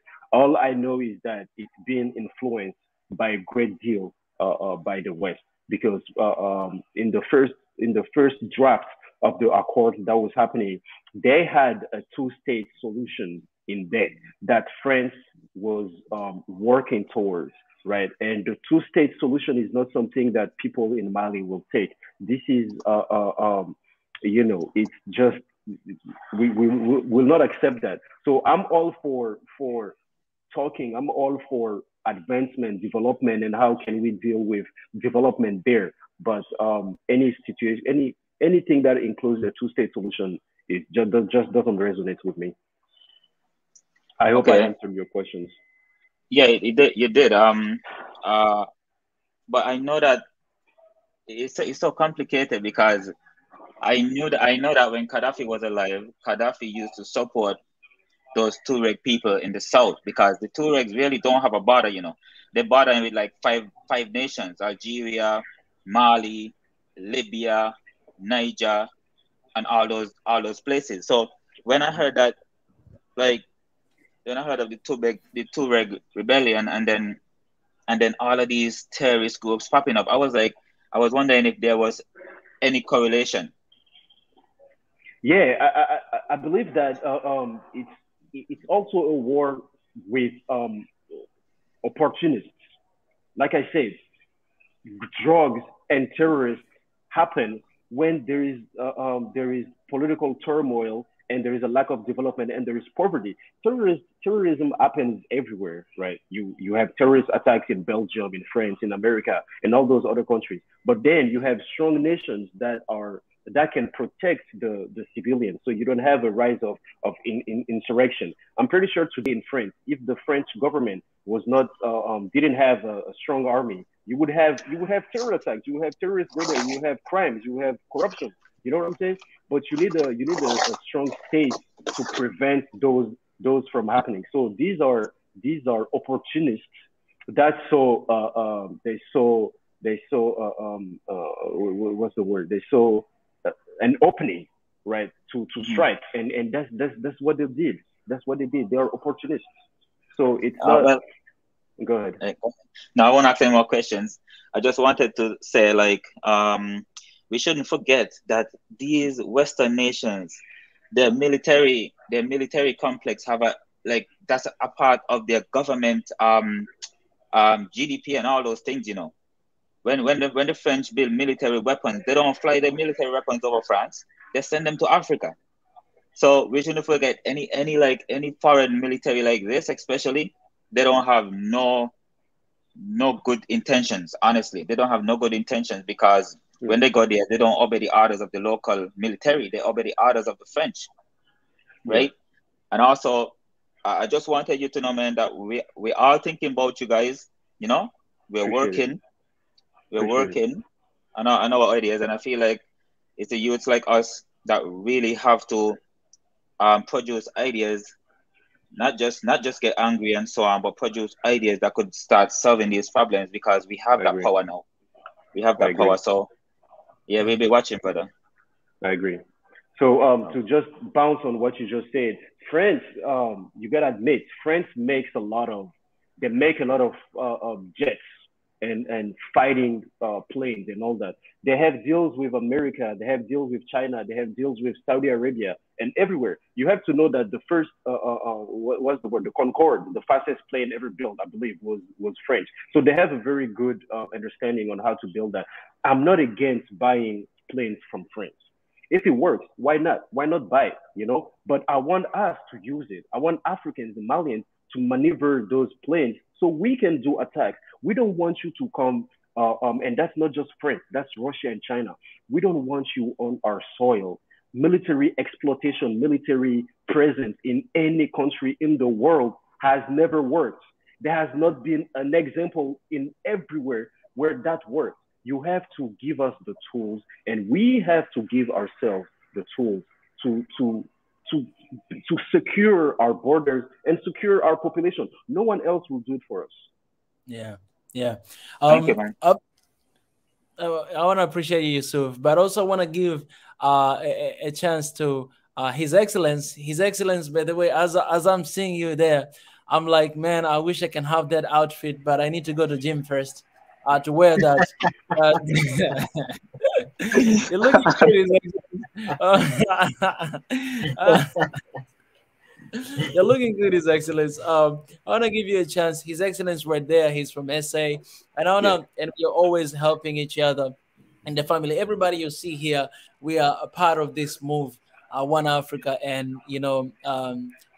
everybody here has been working, like a lot to make sure that we are moving forward and we're having a One Africa, in our generation, because we believe in that. We might not have it in the paper, but we want to have it like what is happening right now. So I'll take that opportunity to welcome you, Yusuf, that I hope today is not your last day. This is your home. I hope so too. This is your place. We talk about Africa all the time.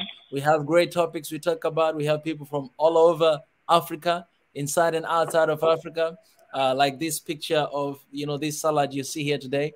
So you're always welcome here, to raise your voice. And if you have anything that you want to talk about, you can always, you know where to find me. Contact we can me, find you. Come here and have a conversation. Good. Appreciate it. Excellence Ezra, you can go ahead, brother. If you have any question to our brother here, about Mali situation, feel free to go ahead. His Excellency, thank you very much. And thank you, Brother Yusuf. And hi, everyone joining us.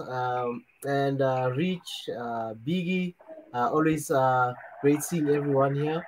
And just for Brother Yusuf, a question that I'm not sure if I might have missed it because I've been on and off on the stream. What do you think of the capital currently, like Bamako?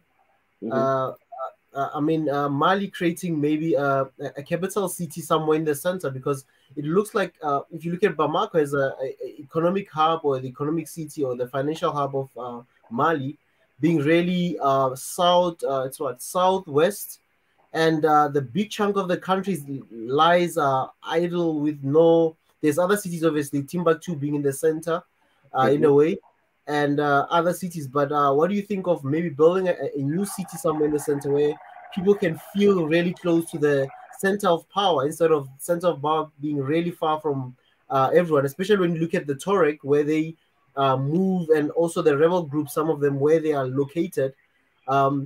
It's a distance. I mean, when you look at where they are to where the actual economic hub of the country is.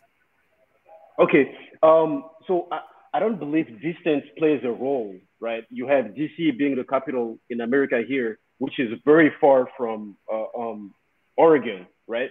So I don't believe distance plays a role. What I think is the issue here is that we've built Bamako to be the where everybody want to go. Bamako is like New York, you know. So people, there's so much lack of development elsewhere in Mali that everybody is just converging towards towards Bamako, which is making the city condensed. There is a lack of roads. There is lack of now infrastructure is not being able to accommodate for everybody.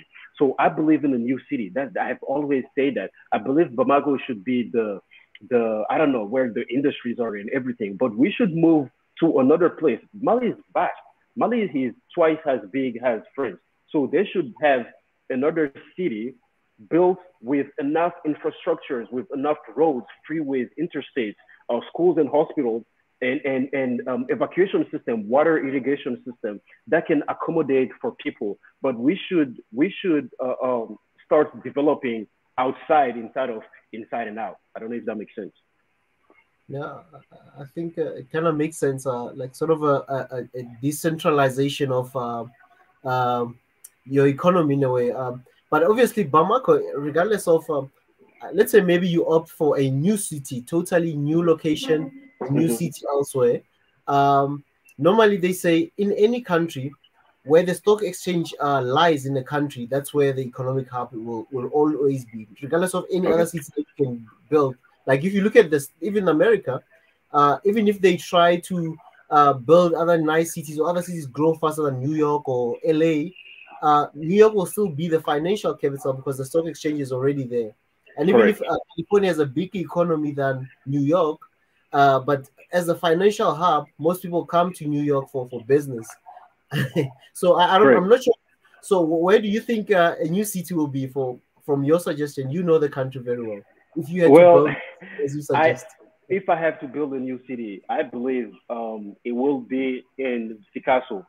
Picasso is the region that borders with Ivory Coast. There you have great weather, you have water, you have it's just a environment proper for agriculture, right? Raising cattle and all that, because Mali is. Oh, someone said Mopsi. So I believe that wherever it may be, right? I just want us to start developing the other regions because you have people. The contrast is vast. I'm from Mali, and I will talk about it. It's bad. It's very bad. But the way the capital city is developed and the way the other regions are developed is not the same. So there is already inequalities, right? So as long as there will be inequalities, you will have people that have to just to have to go to the hospital, they have to travel 400, 500 kilometers just to go to a decent hospital. Just to go to a school, they have to travel 400, 500 kilometers just to go to a university. There's not a lot of university all over in and African region. So I believe that is the problem. Wherever it may be, we need to start developing the other regions. All right. Exactly. Yeah. And another question. Look, if you are president of Mali today, I know I'm putting you on the hot seat today because Yeah. we're trying to extract so much information from you Yeah. because we're all trying to learn more about Mali. Yeah. Like if you had to be the president of Mali today, for example, let's say you are voted in, now elections are held after Yeah. 2026 or whatever, and you are the president of Mali, and it might happen in 5 years' time that you are the president, by the way. Mhm. Nothing is impossible. Okay. I Maybe know. I until know. the president. So yeah, let's say you become the president when the election comes. Uh, what will be your priorities for the people of Mali and also having a bigger vision for Africa as Mali and fitting into ECOWAS? And how can you also make sure that ECOWAS maybe remove some of the restriction they already put in place Yeah. for the people of Mali? Yeah. So right now, I will be more worried about bringing peace, to be honest, because we are already suffering from what is going on inside of Mali. So the sanctions that ECOWAS has, we know for a fact that it has repercussion in their countries as well, because Senegal, for example, imports a lot of stuff in Mali. Because Mali is landlocked, as you can see. So all these countries, we have our goods and cars and everything being transited from their ports. We pay taxes. So they are also losing in this war. So I wouldn't be very worried about ECOWAS as of right now. I would be worrying about security in Mali, bringing peace and dealing with the terrorist attacks and dealing with the insurrections. And after that, we can deal with ECOWAS. But I believe that if I'm democratically elected, there won't be a problem with ECOWAS, right? Because that's all they want. They want a president who has been a democratic president, basically. So de facto, me being president already relieved the sanctions from Mali. But number one for me, priority is security. Definitely, we need to secure the country. Okay. Thank you very much. I've got two more questions, but I'll let others to also ask. We can go into the comment His section. Please go ahead. Ask those questions. I think there's a special anointing with your T-shirt today. Today I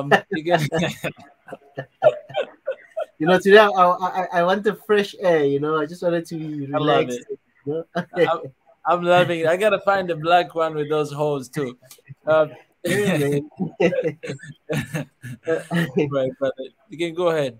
You can ask those two questions again. Yeah, and for Mali, for the people of Mali, now I'm just going to ask more about the people of Mali inside the country. Maybe that question has already been asked. Maybe I might have missed it. Mm-hmm. But how's the relations among the people, the people of Mali in terms of the tribes, in terms of the clans there in Mali? How's the relations? How are people living with each other? So it's Mali. Mali is back to the Malian Empire, right? When the Mali Empire covered all of this region that you are seeing on the map right now. He reached all the way to Ghana, right? The first kings of Ghana were actually Muslim from the Mandingo people, right? So it's a melting pot of all the other ethnicities that you see around are somehow in Mali. You have Fulanis in Senegal, for example, right? You have Soninke people in Gambia, all the way in Ethiopia. You have I don't know the name of the tribe, Fulanis, right? You have Fulanis in Ethiopia who are, I don't know what is the relationship, but we have a lot of Fulanis also in Mali. We are blessed to have social concordance between all of these ethnicities. Everybody, we get along, we understand each other. It's true that there are some ethnicities that we rather marry each other and stuff like that. I'm being honest, but other than that, there is no war. There is no hatred between each other. Even in terms of religion, you have Muslim, you have Christians. Everybody who is living in Mali, we live peacefully and in harmony for the longest. So when this thing started, just to give a little bit of history, we had Dogon tribe and Fulani tribe, right? That used to clash a lot in the center. Well, that happened because they just lived together and then a lot of that. But peace has been made, and when the terrorist attacks started happening, people were attributing those attacks to those two tribes, right? But then you started seeing attacks happening in areas where the tribes don't even live. For example, the border of Senegal. So they started seeing that now it's terrorists. Now it's people bad ills. It's not Malians against Mali. Okay. Thank you. So it's harmony. It's harmony. It's harmony. Okay. And I think this question also regarding the obviously what is now being described as terrorist attacks and all these things. If we looking, let's say now we have to sit down as people of Mali and we need to discuss the unity of the country, the peace of the country, since you mentioned peace as your number one priority, as the country's number one, the president. what do you think? I mean, I think you already, maybe some of them have already posted video of what they want. Do they want a separate? Do they want to become a separate country? Do they want to break away? Is it because of, as you mentioned, something to do with resources? Somewhere I heard something about resources as well of the country. Yeah. What is the real reason, besides the other external factors that we know about, that others might have been sponsored by other external, I won't mention the names, but we already know the names, and that are funding such? Because I think we've spoken about this even in other topics here in Swahili Nation on One Africa Movement, that how does a so-called poor country or a poor man gets AK-47 in his country? And how does he live every day? How do you support yourself carrying a gun in the desert the whole day? There's no way. There has to be somebody sponsoring your activities and stuff. So what do they want? I mean, because I'm sure there's a cause with everyone who's doing this. What's the real cause or the common cause that you are hearing from different groups that are fighting in the country? It's hard. So like I said, you have multiple terrorist groups actually right now in Mali. Like I said, you have one in the south and then a major one in the south and major one in the north. The one in the north has ties with ACME and Al Qaeda, right? So ACME is actually that Al Qaeda in Mali. So it's they founded. So I was reading a report on who actually funds this terrorism. You have the main guy in the north is called Iyad Ag Ali, and then that guy I was reading back in 2015, 2016 received $400,000 from another very known terrorist operative working in Syria and all those regions. So it's funded by that area, at least in terms of terrorism. So there is another movement called for the liberation of Azawad, right? That's what they wanted to call the northern part, which would have been separated from Mali, Azawad. So Azawad the people in Azawad want to be free, right? They want to have the country. But again, it's not representative of a lot of people who live in the north, because when this movement was happening, when they called on people to support the presidency in the north, in Timbuktu, Gao, and Kidal, you had a lot of people listening to the call and rising in support of the government. So I believe that like I said, it's a fraction of the population who makes a lot of noise, and that just use this opportunity to strike and trying to deal with a very weak government that we had at the time. So it's not representative of the whole North. So it's a minority. Is it safe to say it's a minority? It's just a small number of people. Correct. I don't know. I wish I knew the numbers, like the real numbers, but it's not even representative of Timbuktu, or Kidal or all these areas. It's true you have a lot of people, Malians, right, who are calling for liberation of Azawad, the country. I've seen the videos, I've seen pictures, but again, it's just it's just noises. It's just noise. Okay, thank you very much. Sure. I'll leave it to others. His Excellency. I'll ask something later, but we can continue. Thank you very much. Appreciate it.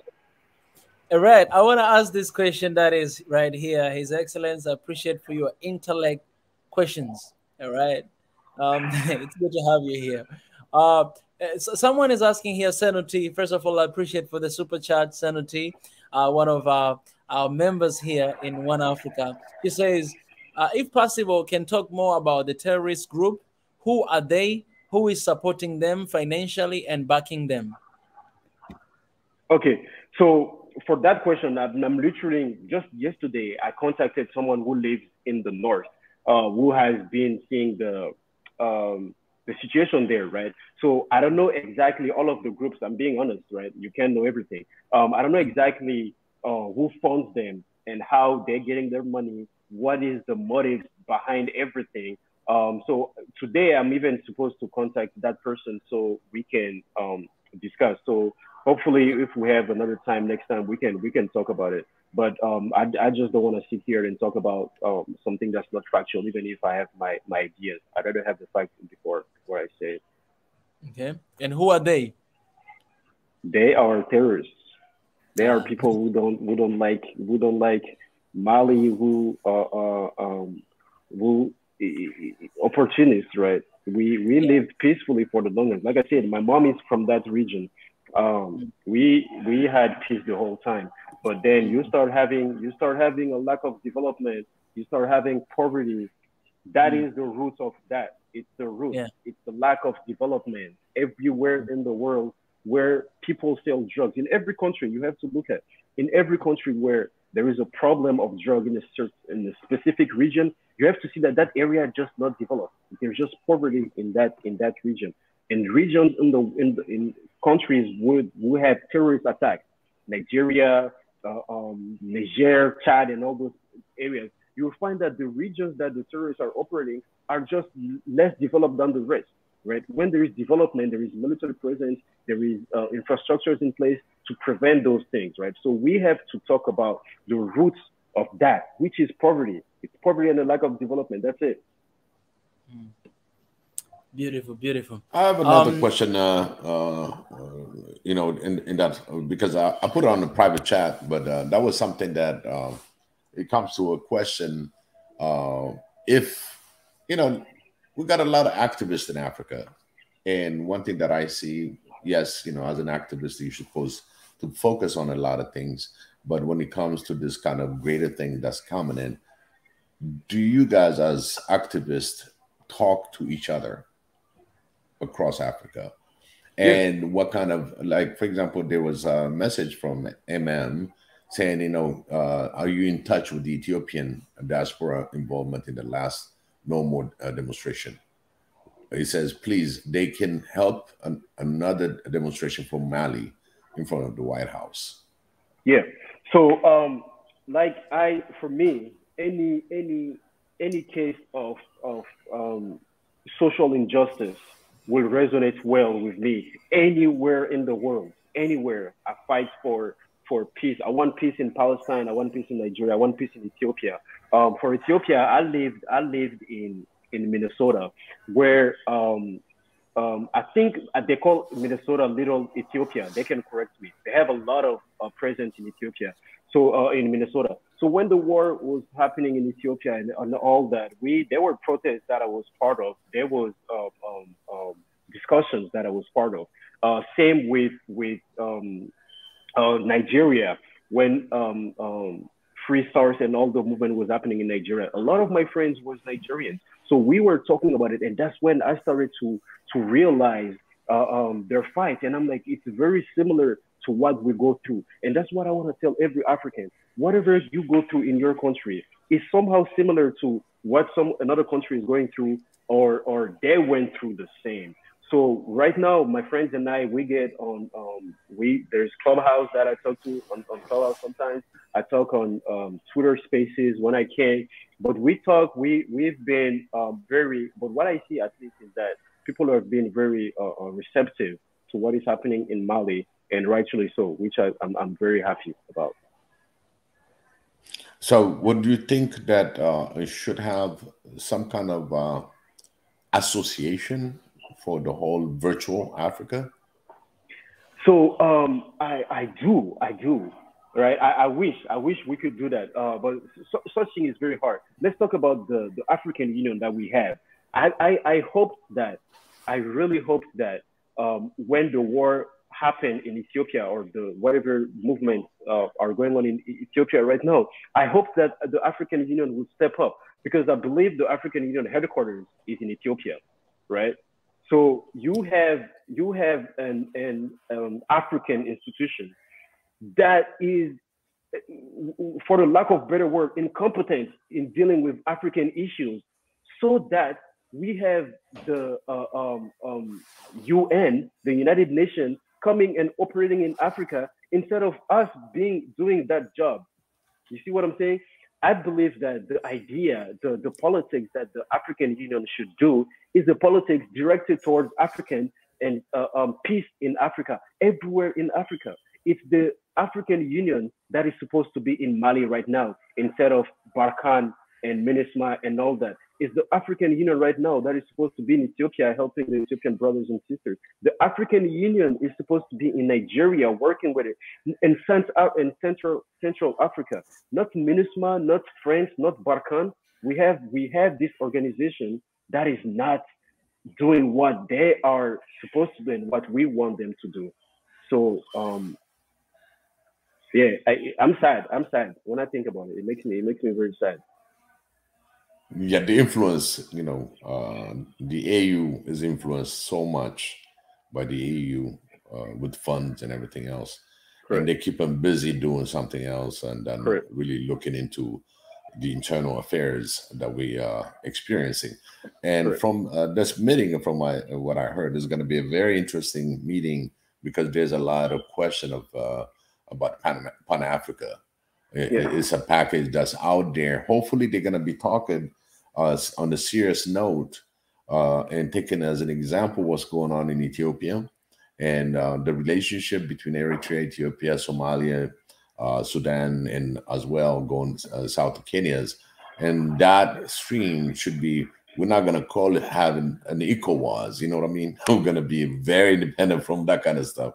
It's just a collaboration among neighbors and have a strong military, have a strong economy, all the trades, social fabric, all that. Correct. So I think quite a few times, you know, Dr. Abiy, the Prime Minister of Ethiopia, mentioned that about him being Pan-Africanist, you know, and looking out for the rest of Africa, because they're looking at it. You know, there's a lot of things that's been dormant as an action. Instead of taking action, they are reaction. You know, it's just reactive. They're not proactive. You know, there's a lot of things that needs to be aligned. You know, what's the use if you got all these things that's going berserk under your watch and you're not saying anything about it, you're not doing anything about it. It's just somebody has to push you, you know, in order to do something. It's like the Kenyan president has to push the AU to really react on what's going on. Exactly. You know what I mean? So if they should be the one heading it and said, hey, you know, you don't have to hear it from EU or UN. Oh, you know, this is African issue. AU supposed to deal with it. Well, first of all, if the AU took care of it, we shouldn't have this kind of mission online. So I think we need to make AU more accountable. If you agree that we're not getting the best out of AU. I agree. So let me give you guys a little anecdote. When the AU headquarters was built in Ethiopia, let me tell you guys something. For those who don't know, the headquarters was funded by China. China built it for us, right? Which is crazy, but let's move on. When they built it, they bugged it. They bugged the wall. They bugged the chairs. They bugged the table. Everything was bugged from the foundation to the roof. Everything was bugged. So I just have to wonder, how can an African Union, we don't have enough resources for us to build our own headquarters in Ethiopia? It makes no sense. It makes no sense to me that we have an union which is not operating in Africa for the peace, maintaining of the peace.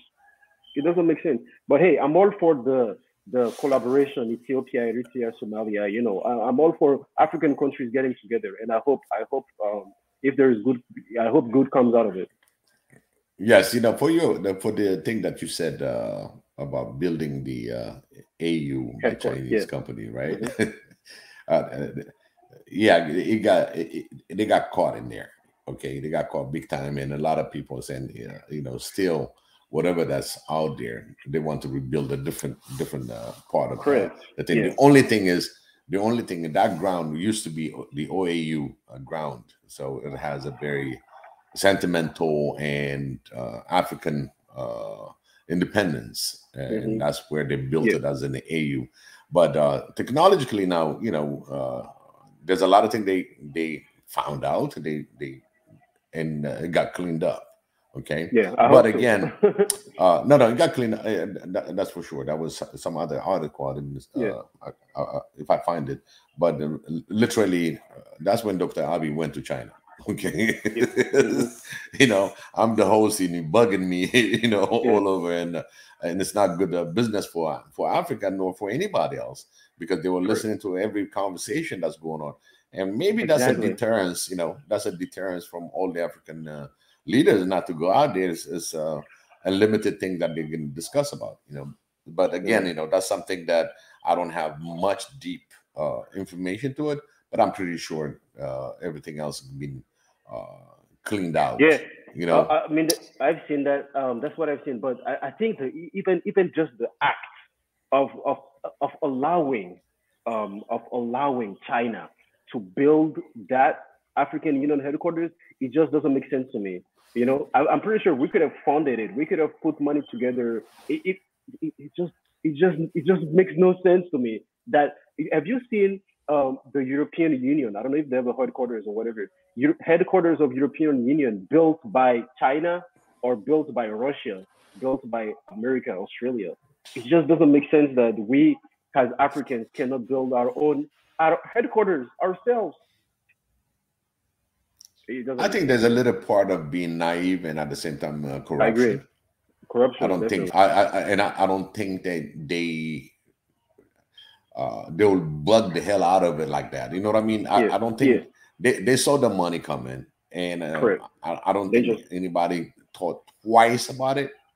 And depending on who was the lead in the construction and who agreed, and in fact, they psyched the rest of the nations.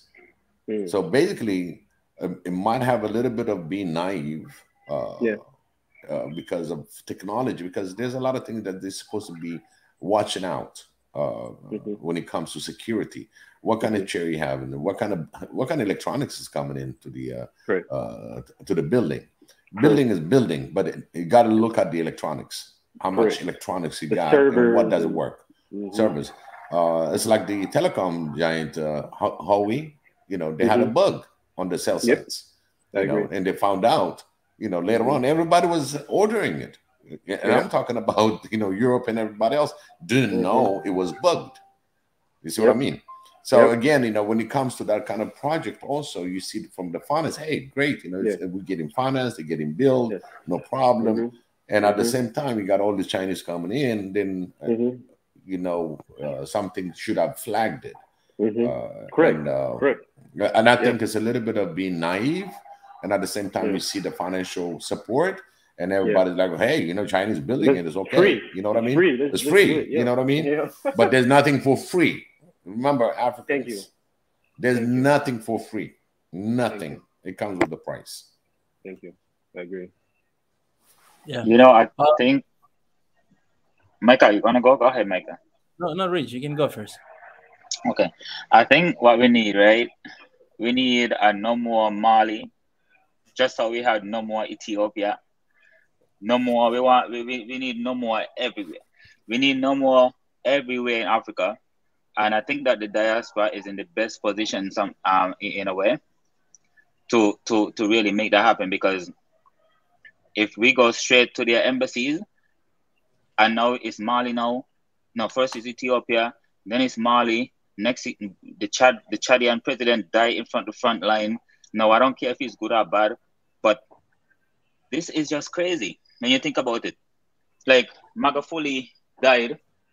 No one explained to us what happened to him. They just say he died, not even in the news, nothing.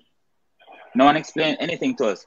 Like, these people are like presidents of countries that are bigger than most of the countries in Europe. When a little thing happened in Europe, they have every year they celebrate it. Every year they tell people it happened. But when it happened to us, it's like it's nothing. So I think that, as I say, I think that we have to combat them with ideas. Then we have to combat them with information. And you know, and you guys know, if those two things don't work, what we're gonna have to combat them with. Like it's just that. It's just real. It's just real like that. Because I can't understand how politicians can watch these people come into our continent, and then they go and smile with them and take photo ops while the people dying. That don't make no sense. So we're gonna have to force these people hand, like with media. We're gonna have to use media and those things to make sure that they can't even ignore us anymore. So this is why I said that when we talk about problems in Africa, it makes sense that we attack this problem as Africans, but we reach out to the people in certain regions. You know, Africa never had borders long time ago, you know. Africa had regions. That's why they always say regions, this region, that region. Because the culture used to amalgamate with the other cultures in order to make stronger ties, right? I mean, we had our problems like with war and so on, but I don't think it was ever like how these people coming in with their weapons. You know what I mean? So we have to push these when we combating them with ideas and with information and so on, we have to push it together as African people, and not just as regions, because that's how they're separating us. Because when they separate us, we are smaller populations. I mean, Mali is just 20 million people. You know what I mean? But you have Ethiopia over there with 110 million. If everything can come together as one, then we can combat these things. And to be honest, because right now, I'm telling you right now, you see right now, when they want to come into Africa and do something, they can't just come in like how they used to do in colonial days, because as soon as it happens, we know. Because history is being written in real time now. That's history. The fact that history is being written in real time we already won 3/4 of this war already. We have information now. So I think that when we're combating these European and these colonialists, honestly, if it leads to physical war, is because they're just so naive and stubborn that they're gonna lose this war. Like it's like a cancer. Like a cancer don't leave your body just because you say you can live on my liver peacefully, but don't go to my lungs. Cancer has to be forced. It has to be forced out. It has to be forced out. You have to do something to your body in order for the cancer to leave. Otherwise, it's gonna just kill you. And I feel like the Europeans the European governments, they're almost like a cancer in Africa. They can't let go because the cancer need a host to survive. See, so Africa is their host. Without Africa, they won't survive. So I think that we have to put our foot down and tell them, look here, you did this and this for this long. Now we're walking up now. It's either you leave us alone and set a good example, so that maybe whatever president come in the future, we can trade with you and talk to you like on the same level. It's gonna just be chaos. Correct. That's what I think. I agree. One of the things, I agree. Ridge, like you put it in, one thing that I was really disappointed in, we're talking about justice and freedom for Africans. There was one, I'm not going to mention the name for the sake of our conversation, and everybody knows about this. This person got killed in point blank, and his body being put in acid, where they destroyed everything about him. And then they found out who's the one that executed him. It's a country, okay?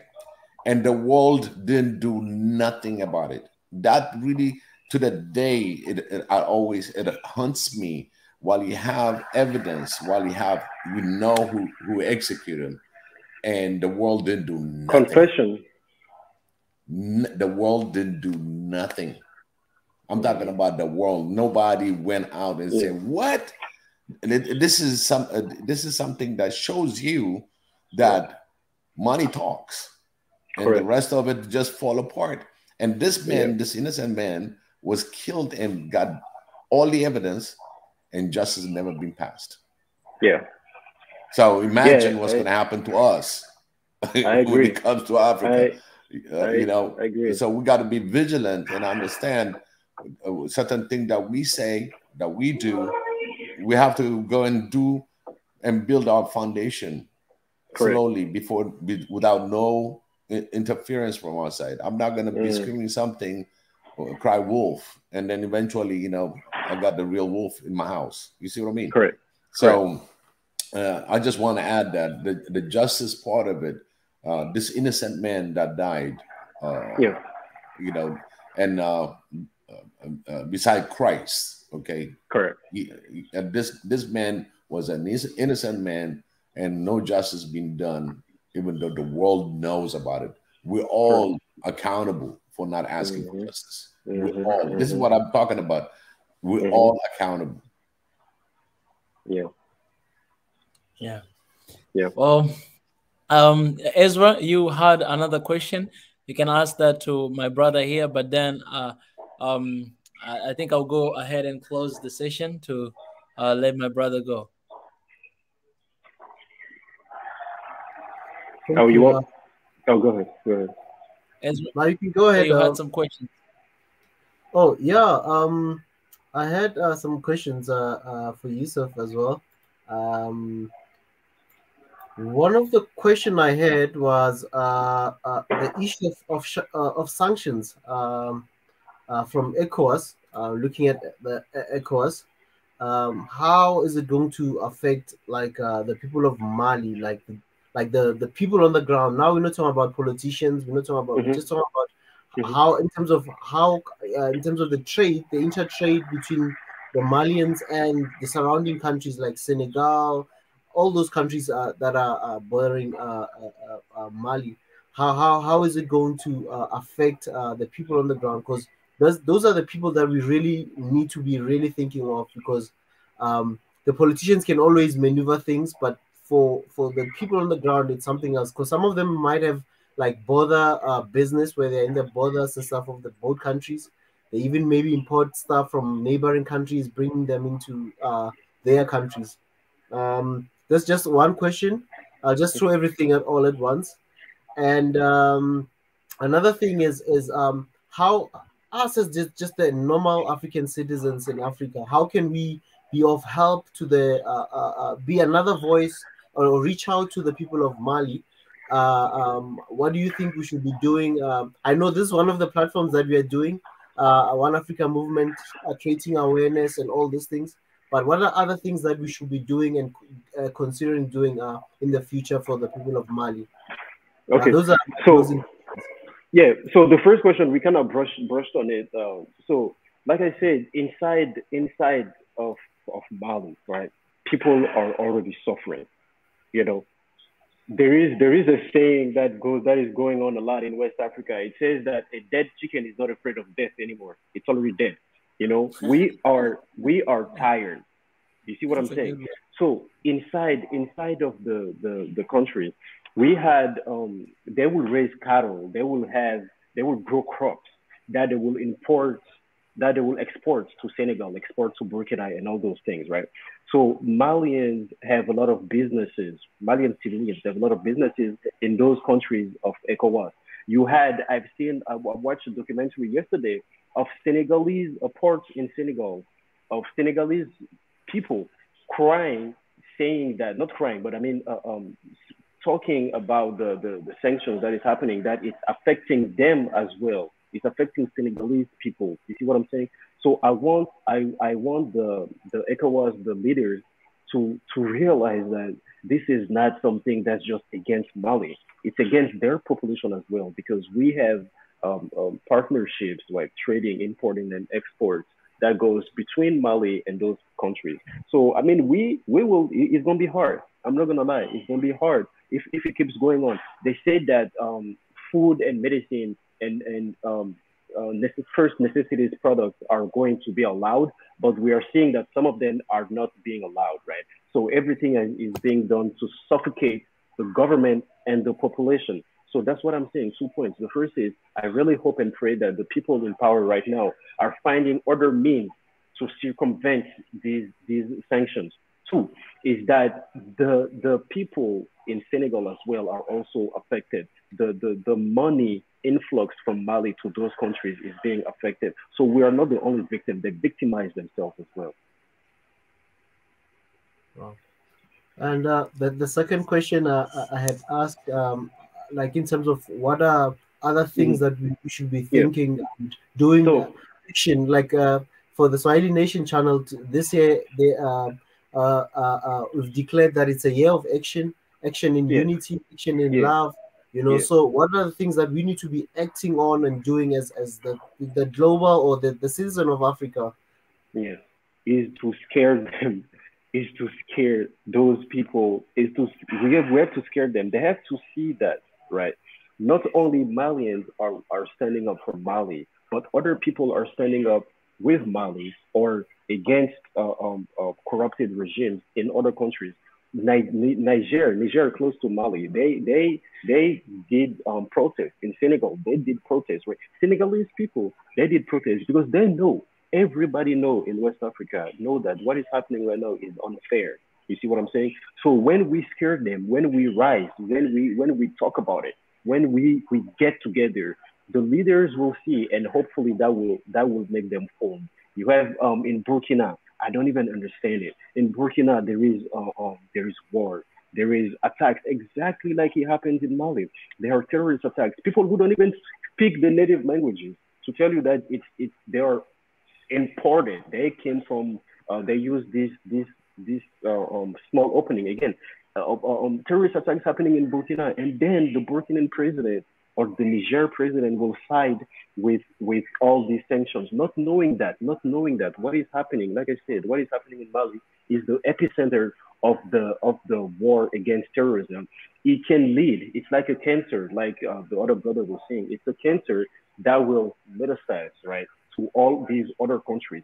So if it's not dealt with correctly in Mali, it's a fact. What I'm that it's going to affect the other regions. We're already seeing it. You see what I'm saying? So they have to dwarf these problems right now in Mali for them also to have peace.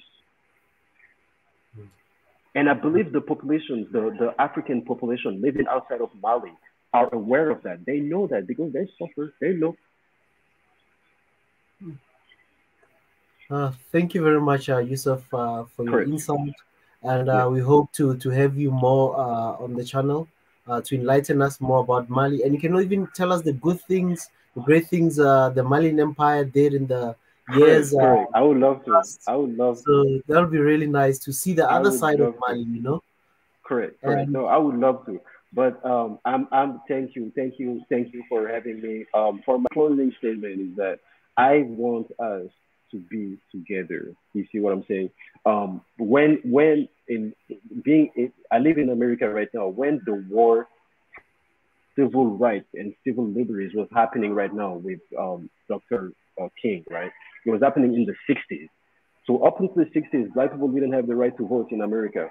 So he fought to have that happening. And at the same time, we're having the negritude movement in Africa, the liberation, the fight against colonialism. So the war was happening at the same time. That was a beautiful thing because when we had black people fighting for liberties here, we also had black people fighting in Africa against colonialism, which was a threat to their literally a threat to their existence.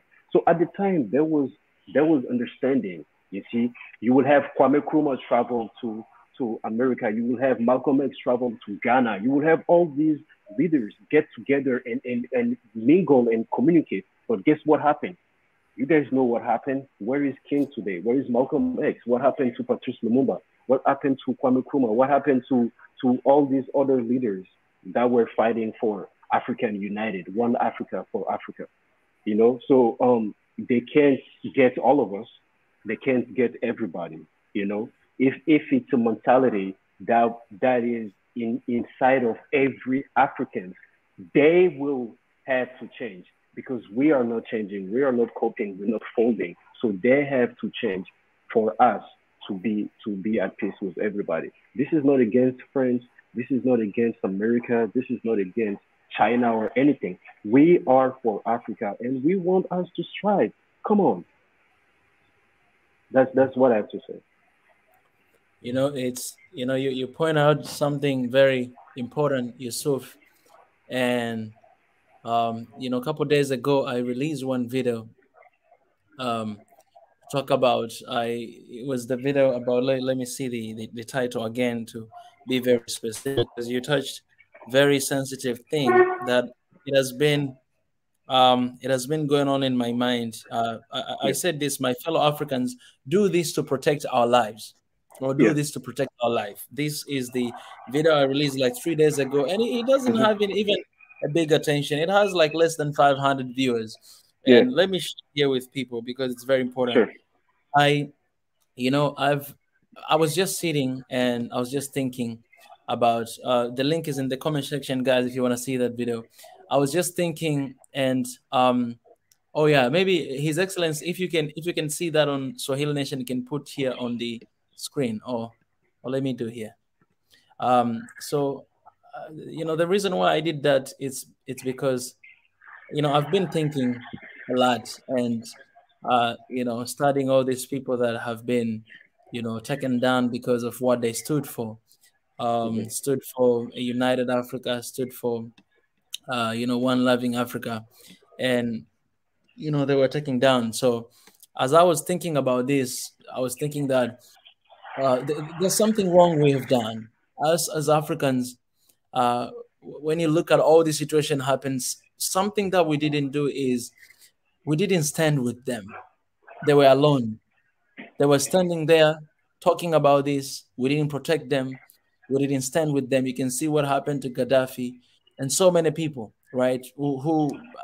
Sankara, all these great, great fighters of Africa. We didn't stand with them, right? They were Hmm. fighting for us. We loved them. We cheered for them. But then one day they're just taken down. Now we regret that. Oh, I wish I stood up with them. So I was thinking, how can we fight smart? Because we have to fight smart. We are youth right now. God has given this energy to us. How can we fight it smart? And this is one of the solution that it came to my mind that okay, I think we can actually protect ourselves. And how can we do this?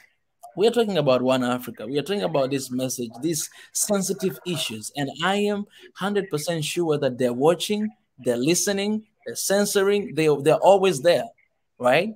They're always there. And you can see some stuff start happening, but because they're always there. But how can we protect each other is if we are, for example, we are 42 people here, but a lot of people are coming down here and going out. We can take this message, mute for some second. Yeah. We can take this message, the message that we are talking about here today. You guys, you can share. You can share this message so that a lot of people, as many people, like it can reach to as many people as we can. You guys, you can talk about this so that we may not just have one person who is talking about one Africa. We may not just have 4 people who are standing and talking about, France exploitation to African countries or US or Europe or China, but we may have 1,000 and thousand of people who are speaking the same thing, the same language, speaking the same message. We can speak in different ways. I didn't know my brother here, Yusuf. Today is my first time to meet him. I'm just realizing that, man, we have amazing Africans who they just love Africa, and that's all about here one Africa. Every single day we realize new people who love Africa and who wants the best for Africa. How can we protect each other? Is by speaking the common language. If you agree on what we are saying, if you think a united one Africa is something very necessary, if you think all this exploitation that has been happening to Africa, they have to stop. We all have to speak that. Use your social media. Take this video, copy, link, share, do whatever you want to do. If you have your YouTube channel, you can use this video. I allow you. I didn't put any restriction to this video. Take this video, go and share in a YouTube again so that we may have a lot of people. Because at the end of the day, even if they want to take me down, but we have already other 1,000 people who are saying the same thing. They're not going to come and take down every single one of us. All of us this year, we say we want to be brutally honest with ourselves.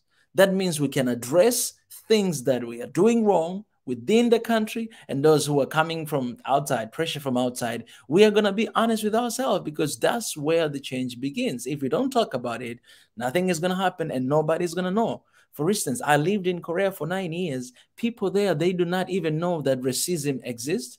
You know why? Because when you go on TV And when they invite you on TV to talk about things, if you talk about racism, they're not gonna show it on television.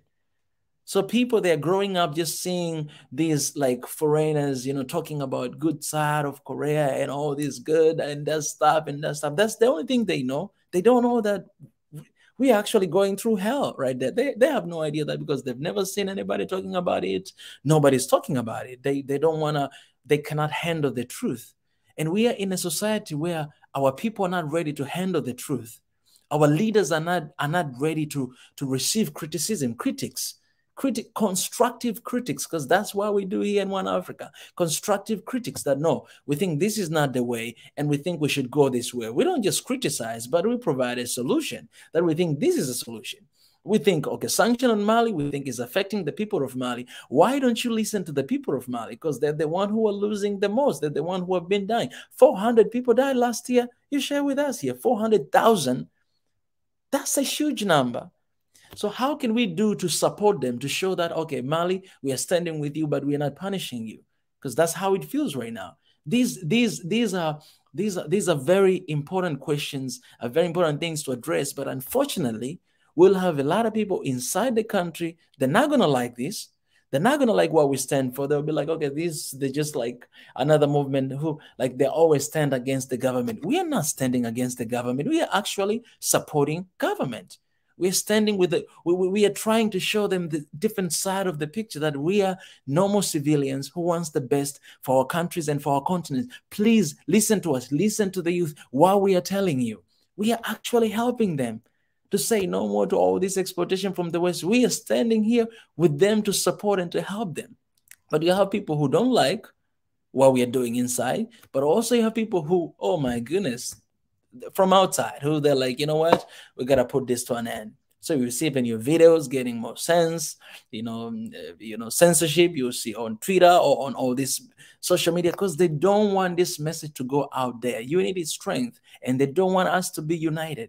But how can we protect one another? And how can we make sure that we're fighting smart and we are raising a generation that will always speak and talk and act about One Africa? And this is how you can do: share, talk, share, talk, share, so that we may have as many people as we can speaking the same message, and that as United Africa. If you do that, I'm telling you, man, I'm telling you, you're going to protect me. You're going to protect my brother here. You're going to protect everybody. You're going to protect everybody out there, because that is on us. We can actually protect one another, and we got to do this.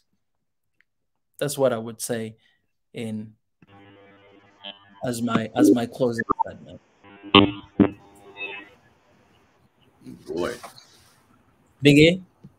Yeah, you said it, man. It just it needs everybody. We in it. We're spending so much time in it. Relentless. If anything happened to me, I want to pass on the light to everybody.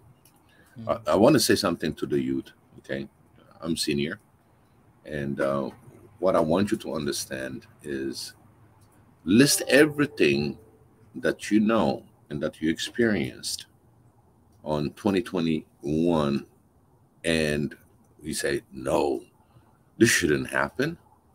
This is 21st century, 2021. It shouldn't happen. How can you? It can be any subject, any place in the world of injustice. Okay, you're already awakening to another level of thinking.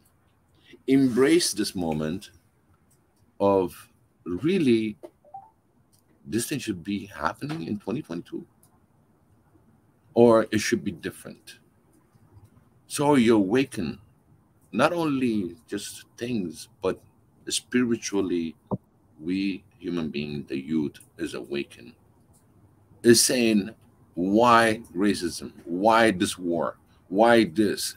You're questioning a lot of things that are not supposed to happen. It's most of it is obvious. You see it. If you are the judge, it doesn't take you a minute to think about it. Okay. So when you start understanding that, and you start moving this movement, we are supposed to be relentless. Try small thing, just small, because small baby steps for the youth is big steps, believe me. So put your thoughts, mind on what you want to do in life. The youth knows what he wants. It's just, it's not collaborating yet. It's not putting it together yet. Look for the same path for peace, love, and happiness. That move already is a big awakening. If you understand what love is, if you understand what peace is and happiness, the youth is up.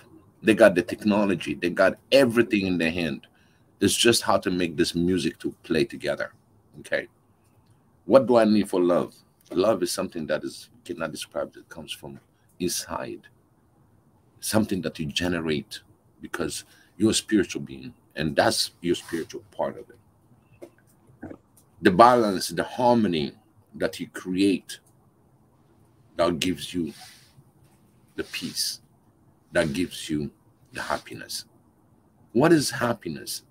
Happiness for me is everybody on this earth is fed and has a shelter. If sick, I can help him. I can seek something to help him to get well. I pray for him. Our prayers is the most powerful thing that a human can harness himself. So the youth, I tell you to channel yourself. Make sure that you join each other's move, because every youth is aware things that are not supposed to happen in 2022. Because you saw 2021 and 2022, we want to make it a greater place to live on earth. And that is a big move. But for me, I started with Africa because Africa has been hurt the longest. So focus, talk to people, talk to each other, love one another. Do not criticize the person, criticize the idea. Make sure that you empower your leaderships. Whether you like it or not, he's the leader at that time. How you empower it? By praying for him, by thinking good for him. Because we human beings change. We change when we have this positive feed. But when you got negative feed that comes, always hating that person, or you hate him today, tomorrow you love him. No, you got to be consistent. You got to give them empowerment so they can resolve certain issues that we don't see. Because the government is not going to discuss with me on what they are thinking of or what they have in their sleeve. But at least I pray, and at the same time, I make the movement to help the youth to create jobs, to be healthy, to be really open and speak about the injustice. This is a virtual world right now. We're virtually borderless, global-wise. I'm talking to you in Africa right now. I'm talking to you in the US. I'm virtual. So that virtual world, you enhance it and you put what is needed to help our African brothers and sisters. As a youth, you're the leaders. You're the leaders now and the future. So take this as an advice to all of you. This torch for the greatest good of Africa is in your hand. Do things responsibly. You're accountable for every action you take in your life. And it will reflect on your daily life. Every time you're going to open your mouth, it better be a good thing. Fight for the truth. Fight for the love. Fight for the peace. This good words comes out of your mouth, out of your thinking. Goodness will happen. Let's not be evil to one another. There's no more of boundaries in Africa. We all Africans stands together as one. This is what makes this movement a very important movement. And thank you, Mika, for giving us this platform again. And all my brothers and sisters that are here, putting all these hours, something's going to happen. We got 100 days, and we're counting on our accomplishment, and I mean it. contribute to everything you can for Africa. All our brothers that are suffering in there, at least if you don't reach them by financially, pray for them. Wish them well. It goes a long way. If your mind, emotion are in harmony and that it can live together, you can tell the mountain to move, it'll move. This is how much power that Xavier gave us. It's just we never asked. We never used it. That's how I conclude. And Mali, with all my brothers, sisters, hang in there. Africa's coming. We're coming.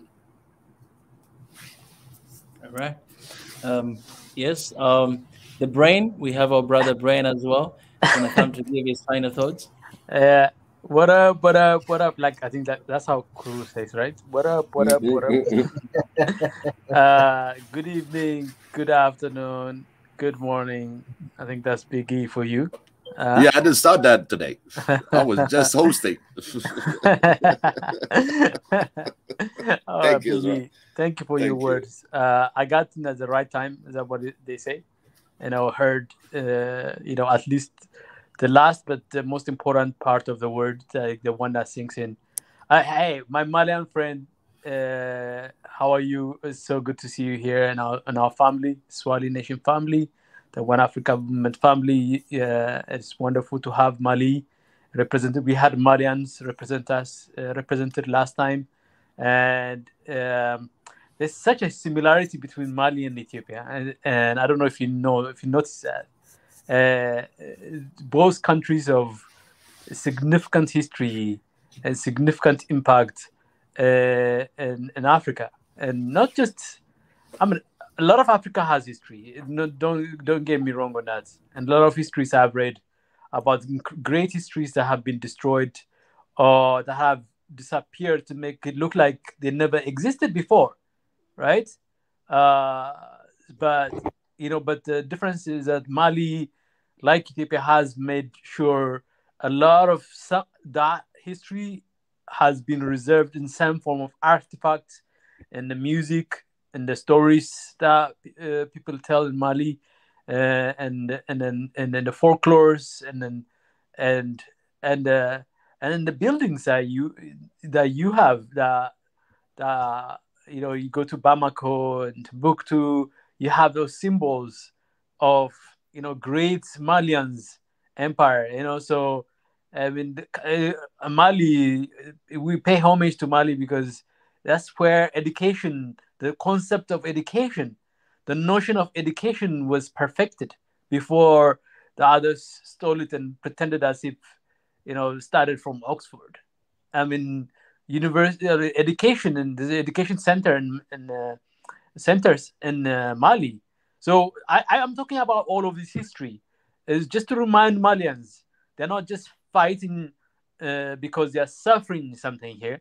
They are fighting to reclaim what they are worth. That's the point I want to make. I wanted to make that point that I want Malians to know and understand what you're fighting for is not just to overcome your immediate pain and suffering and struggle, is to reclaim what is rightfully yours, which is your destiny, which is your history. And when I say history, if you followed me closely, I see history two ways. History that has been made and history that you're about to make. History you're about to make is also history. So reclaim that history as well. So, I want Malians to really take this opportunity, this moment right now, not just only to overcome the mere hardship of now, but to reclaim what their forefathers had reclaimed before, had owned before. Own that, which is your humanity, your dignity, your power, your wisdom, your justices, and your compassion, and your beauty, and all of that and more. I think that's the most important thing right now. And then start to link your struggle with the rest of Africa. Start to linking your struggle with Burkina Faso. Start linking your struggle with Niger. Start linking your struggle with Congo, DR Congo, Mozambique, Ethiopia, Eritrea, Djibouti. Everywhere you go, you see the same struggle our African brothers and sisters are going for. And imagine, mind you, 2 months ago, Ethiopia was supposed to have collapsed. The plan was for Ethiopia to have collapsed. And yesterday, thank you, Mika, for doing this. You're your never-ending energy. And thank you, Ezra, for your, relentless work on these things, covering the Timkat celebrations. And I don't know if some people notice it. Muslims were celebrating a Christian faith religion by providing food and water. It's not just Ethiopian Orthodox that were celebrating. Ethiopians across the spectrum were celebrating it. They were out in force celebrating in millions and millions. Somewhere between 30 to 50 million people were out celebrating this from across the air, the corners of the country. And that celebration has that double significance, because we've just come out of the plan to execute the breakup of Ethiopia and return the breakup of Africa into further tiny fiefdoms. Professor Lumumba's prediction of in the next 25 years, we might have hundreds of African countries. That was supposed to be it looked like the Ethiopia crisis was the genesis of that crisis that they were building up to. And I think they're doing that in Mali, breaking Mali into small parts, making some parts ungovernable, some parts, unserviceable, making it impossible for people to find peace. And look at what ECOWAS has done. What a ridiculous thing for ECOWAS to do. To close off borders, to ban airspace, to ban any financial transaction. What kind of ridiculousness is that? How can you be an instrument? And we knew, and everybody knew that, or at least everybody felt that they were going to get away with it. And the Malian showed them and shook the ground from them, on which they thought they had the upper and higher ground. I think Mika yesterday in an interview made it clear that the military junta promises something, you're breaking something is one thing. It is something to be concerned about. But placing the entire Malian people and then this is by your neighbors, where they need solidarity. We are using the tools and instrument of your colonial masters. We say sanction is a bad things. We go out into United Nations, claim these unilateral sanctions don't work. These are African countries going in UN General Assembly claiming that. And the next thing you know, the next thing you see is ECOWAS is placing one of the most extensive sanctions I've ever heard being placed on any country in the last 50 years. I'm not talking about African countries.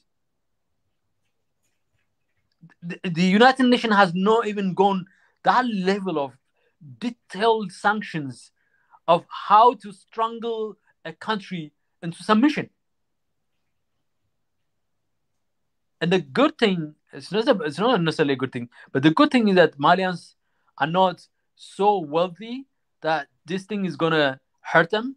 But when you're poor, you take away, from 1 meal a day to half of that meal a day. They will withstand it. But what ECOWAS will not withstand, such disintegration of its region. What ECOWAS has done hurts ECOWAS more than it will hurt Malian.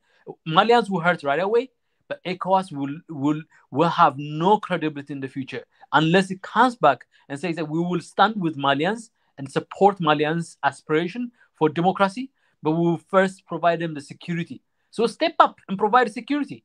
Put your militaries on the ground instead of letting the French do their manipulations and intrigue. Oh, the French, we are here because of treaty.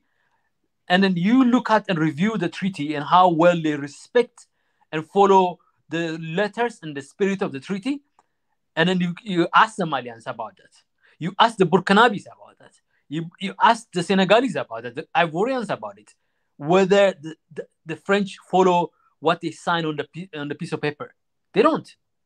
They do all their covert and everything. What I want to encourage finally, the last thing, I know you guys are wrapping up. I know Ezra yesterday did a 9-hour thing, 9-hour session. That's a record for a show. But what I want to tell last here is that It's crazy. I know he's crazy. You look at him, he's not even perturbed by it. He's like, I can do this for 24 hours. Yeah, I know you, Israel, you can do for 24 hours. But I want Malians to really, really think hard and then think and deeply and make commitment to total liberation. Not just liberation from French, but liberation from poverty. Not just poverty of the stomach, poverty of the mind. I want Malians to believe that they are the descendant of the greats. Their music speaks it, their history speaks it, and the people's face speaks it, their determination speaks it. Now their leaders must speak it. I want Malians to rise up and really hold their flag high and be proud of, you can be poor, but still be proud. Like Ethiopia said, we want Adoa, not Agoa. That is what Malians should be thinking. We want Timbuktu, not some flimsy French Eiffel Tower. You don't want Eiffel Tower. Eiffel Tower doesn't do shit for you.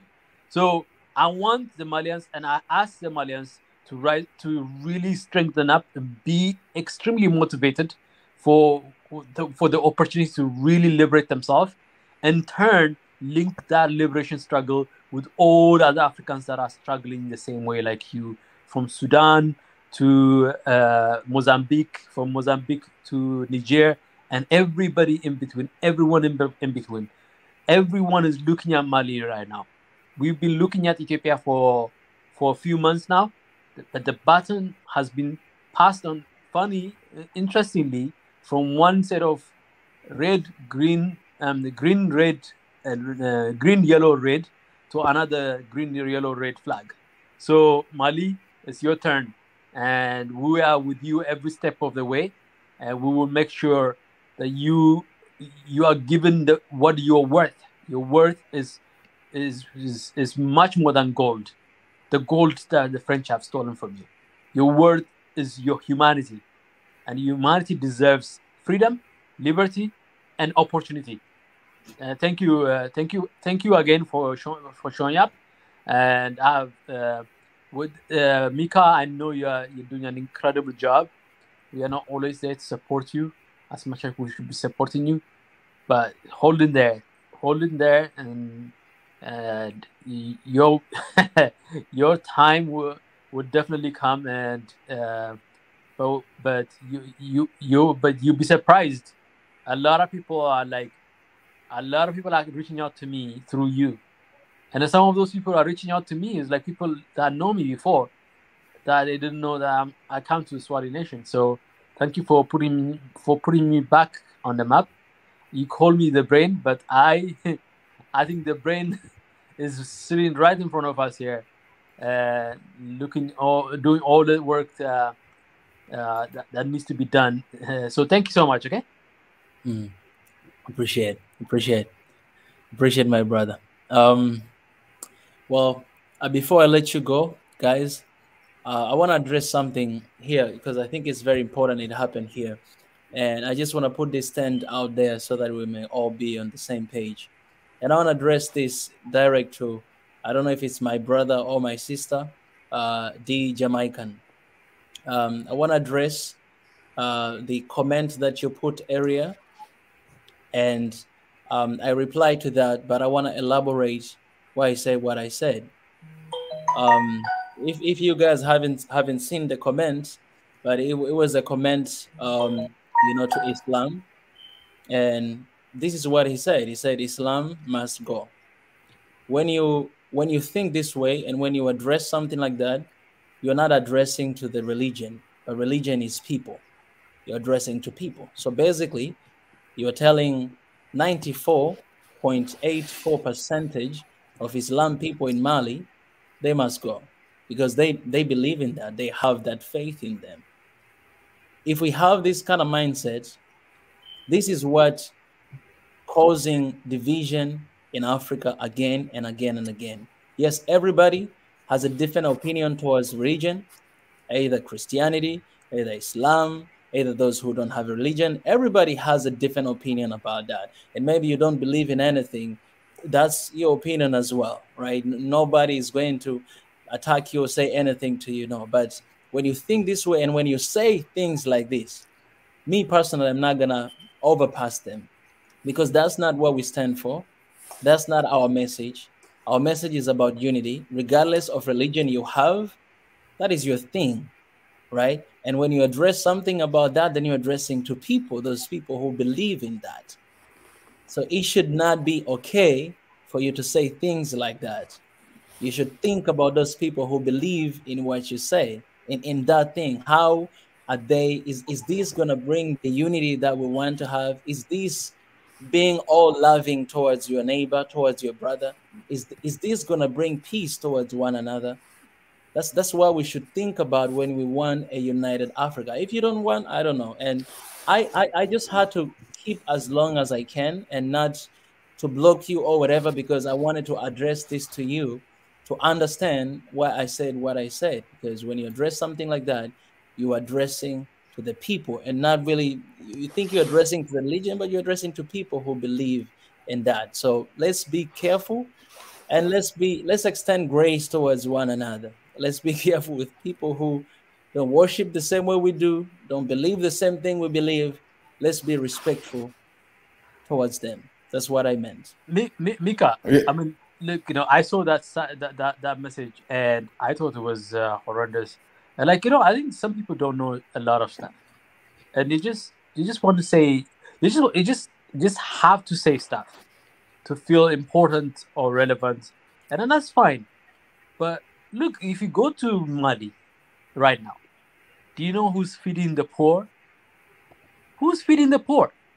The mosque are the place of peace, and people go there to shelter when they are homeless. People, I'm not a Muslim, but I know what Muslims do for their fellow brothers and sisters. And so, to me, that, if you don't understand the depth of what it means to have faith for people, you can be faithless, it's fine. Not everybody has to have faith. But if you don't understand that for somebody else, faith is important. It's a cornerstone of their livelihood. It is where they have neighborhood, they have, in the absence of governance, in the absence of opportunities, in the presence of exploitation, continuous exploitations. Who was there for those people? In Waldia, you were covering the Ethiopian crisis. I don't know if you know about this.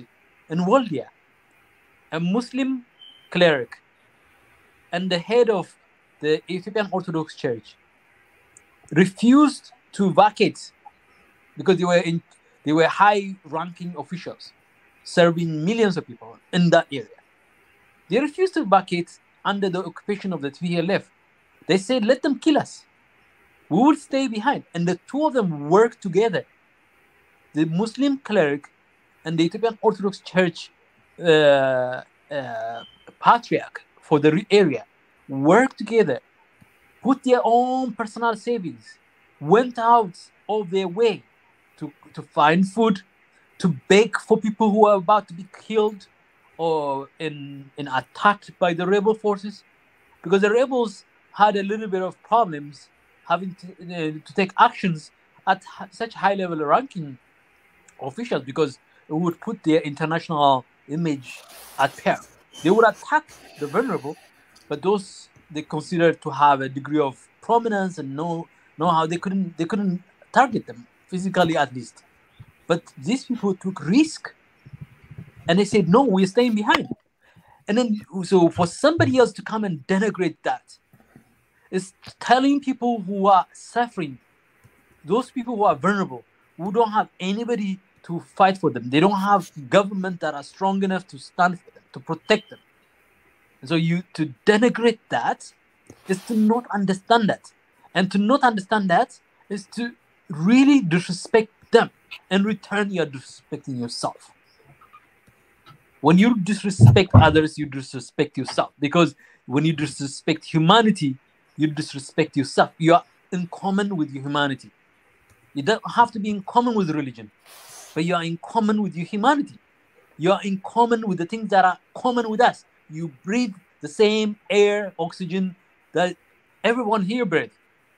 You eat and breathe the same way as almost everybody else. We have the same of common vulnerabilities and fear, worry, and joy and sadness that we have. So to just jump over, and then really just like lump the entire faith into these kind of things. And I also saw him say something about Jesus as well. He said something about Christ as well. You don't have to believe in all this. Nobody's asking here for anybody to follow a particular faith or not. That is not the discussion here. But what we ask each and every one of us here is to respect ourselves. I respect myself sufficiently enough to talk to this person who did such a disrespectful thing, but I'm not going to disrespect him, but I'm going to question his actions, his judgment, his call. And that's a bad call, that's a bad judgment. It's not a reflection of the true sense of humanity that anybody should really espouse to be. And that is unacceptable. That is totally unacceptable. It's not something that, look, it doesn't matter. You can name your name, but whatever name that you name yourself, this is not the way you want to represent yourself. If you want to represent yourself out there, yes. If you want to keep this belief to yourself, fine. But don't tell us that my faith is wrong.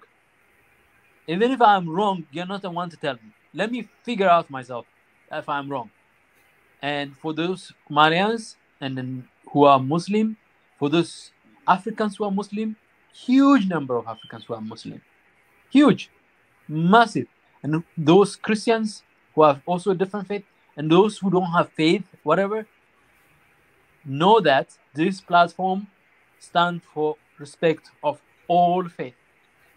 Faith or faithless. You are a human being, you have a place here on our platform. And even if you don't believe in it, Jamaica, whatever Jamaican name that you have, it's fine. But we still, the only time we will push back is when you disrespect. When you disrespect others. And when you disrespect humanity. I just had to add that. Thank you. Yeah, I just want to add one more thing about the Jamaican Jankro. Okay.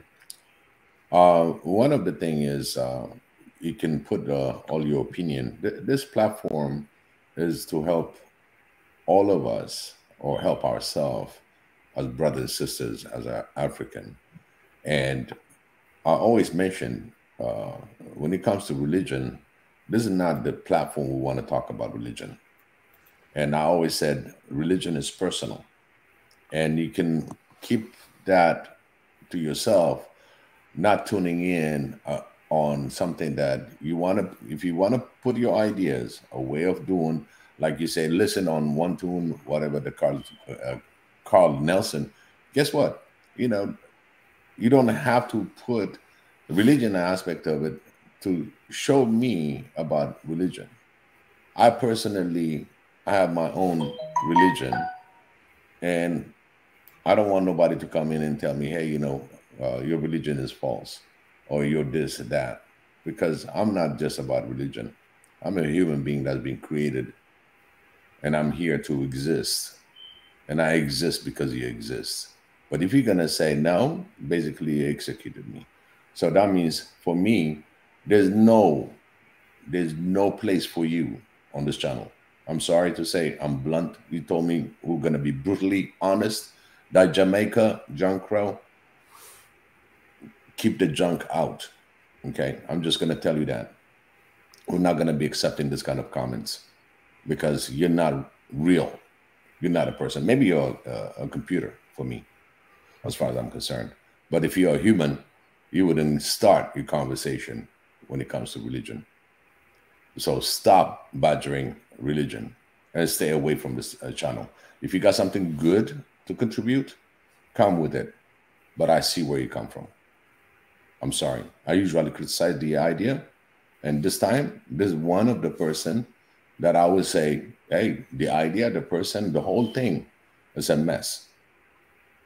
That's one thing we don't discuss in here. That's about religion. We're already so much division, let alone to add another division among religion. And that's the worst. And you took the name Die Jamaican, okay? Jamaicans don't think that way. I'm sorry to say. I have a lot of brothers, and you taking that name and you putting them through mud. But guess what? We have a great respect for our Jamaican brothers and sisters. They fight for one Africa. This is unacceptable. We should condemn anybody that's put down religion. Leave the religion alone. Everybody has the right to have his own faith. Unacceptable. By the way, Biggie, you'll be surprised. The reason the continent is not in flame is because of faith. Faithful people of all sides, always standing up and saying no. You know, those elders that you see out there trying to resolve crisis, you know, but they are not heard. These are the unheard heroes. And you've heard of the heroes, you've heard of those, you know, clergies in Waldia and in Amara region that did an incredible job, right, Biggie? So, I mean, these are people that we don't hear about because they are people of faith. Because they are people of faith, they don't go out and preaching and, you know, like, you know, going about and saying, oh, we are this, we are that. Hey, I can guarantee you, as people in Mali struggle, the people of faith, the imams in their neighborhoods, they are the ones who keep things going. You know, through their advice and counsel, and through their supports, through their organizations. I guarantee you, but they are not the one that we hear about. We hear about the bad ones, the bad apples. So, you know, we have 1.3 billion people. There's not 1.3, 1.4 billion people in flame right now. If you actually specifically look at the conflict and tension in Africa, you realize only those particularly resource countries where resource is up for grab for Westerners that are struggling. You could look at Mozambique, you look at the Sahel, you look at Ethiopia, Somalia, Eritrea, you look at Sudan, and Central African Republic, and Chad, and Libya. You know, resources that are up for grab, and religion is used as a cover, but the religious people on the ground are not promoting this. Outsiders are promoting it. They are absorbing it. They are manipulating it. These are mercenaries, and I see his comment as a mercenary comment. Mercenary dressed as something, you know, in a sheep clothing. We say a wolf in sheep clothing. You know, mercenary dressed as sheep in sheep clothing. So, but to me, even if I have this favorite order that I follow, Paulo Freire. He says, and which I agree to a large part, you can't. The oppressor cannot liberate itself. Only the oppressed can liberate the oppressor. So sometimes the burden on us, the oppressed, is not just our liberations, also the liberation of the oppressors. So we have to liberate the French, and the Malians have to not only liberate themselves, they have to liberate the French. That's it. That's their burden. The French are not going to think about liberating themselves because they're just too cozy in that space. So yeah, We had to nip it in the bud in there. Thank you, Mika, for bringing it up. Okay, power out, I think. Yeah. It has been out for a long time. Like there's extreme rain going on right now. Okay. So my light here just I think it just finished the charge. Yeah, it's fine. Yes. We're just about to conclude, but Mika, again, we're open for any discussion or anything else. But when we see this, our commentators be saying a few things, but we're going to have to be really very understanding on a lot of people reacting to this. So we got to protect ourselves, protect each other. Yeah, definitely. Because I didn't see anything. I didn't see anything that can really be saying, okay, he probably made a mistake. But everything that you just talked, it's just junk. We have seen a lot of comments about religion before, but never to this extent. This was a little bit too much. That's why we had to address to this. But we can always have this conversation, and I think there's a need for us to have this conversation in the near future to see how can we bridge the gap, there between those who have, those who don't have, and all this stuff. With all being said, I want to take this moment again. I know you guys don't see me here, but I didn't even turn off my camera. But Yusuf, I want to appreciate you specifically, my brother, for staying here for this long and for having this conversation with us. I love you, my brother, and thank you for sticking out and just sharing about Mali. I cannot wait to see you here again and again and again. You're always welcome. We have this live stream every single day at 9 p.m. East African time, from 9 p.m. So, whenever you can, please come. This is your home, and it's good that we have people from Mali now. Thank you. We need more people from West. We have our brother Banjul Essence here in the comment section. He is from the Gambia. We have our brother from Nigeria here, our brother from Ghana here. So we're going everywhere, and we appreciate you for coming here today. For sure. Appreciate it. And Thanks for having me. Yusuf, always keep us posted. Even if you want to come for 10 minutes or 15 minutes on any session, you can walk in and just tell us, hey, this is the update. So that keeps us abreast of information. Sounds good. No problem. We really appreciate that. So for sure. Thank you so much for your time. Thanks for the platform. Yeah, you're lucky that we didn't say 9 hours on this. You know what? I have to move. I have to pack my stuff. So otherwise, I would have stayed long. But I hear you. No, I'm moving just out. to play because that was the longest. I think somebody didn't cut it. It's just Israel went over. So last night I saw them at 9 hour. At 9 hour. Wow. And I almost got it. And they'll be like, we're not gonna. Was him. We're not gonna go to 9 hours today again. Was him and Magafuli, and then the South African girl. Huh? We're not gonna go to the 9 hour today. So His Excellence. Unless Israel want to take over, I think Pastor Israel will take over and go for the next 5 hours. Yeah. I was like, these guys, they were talking about something serious at 9 hours. It was like, at the first hour. This at 9 hours. They were debating languages, and I'm like, what? These guys. And I was tempted to join. I just listen. I was tempted, but I'm supposed to be going to bed. I'm supposed to be going. I couldn't get in. I just forced myself not to join. But that was the sample. We said 24 hours, 365. We just went on the 9 hour. That's actually what we're talking about. That's one of the action. Guys, are you sure it was me? Are you sure of this? I think you have invented a very good you've invented a very good look-alike AI. That looks. He said the bar. No, he was slightly. I don't know if this one is slightly skinnier or that one was slightly bigger. Heavier.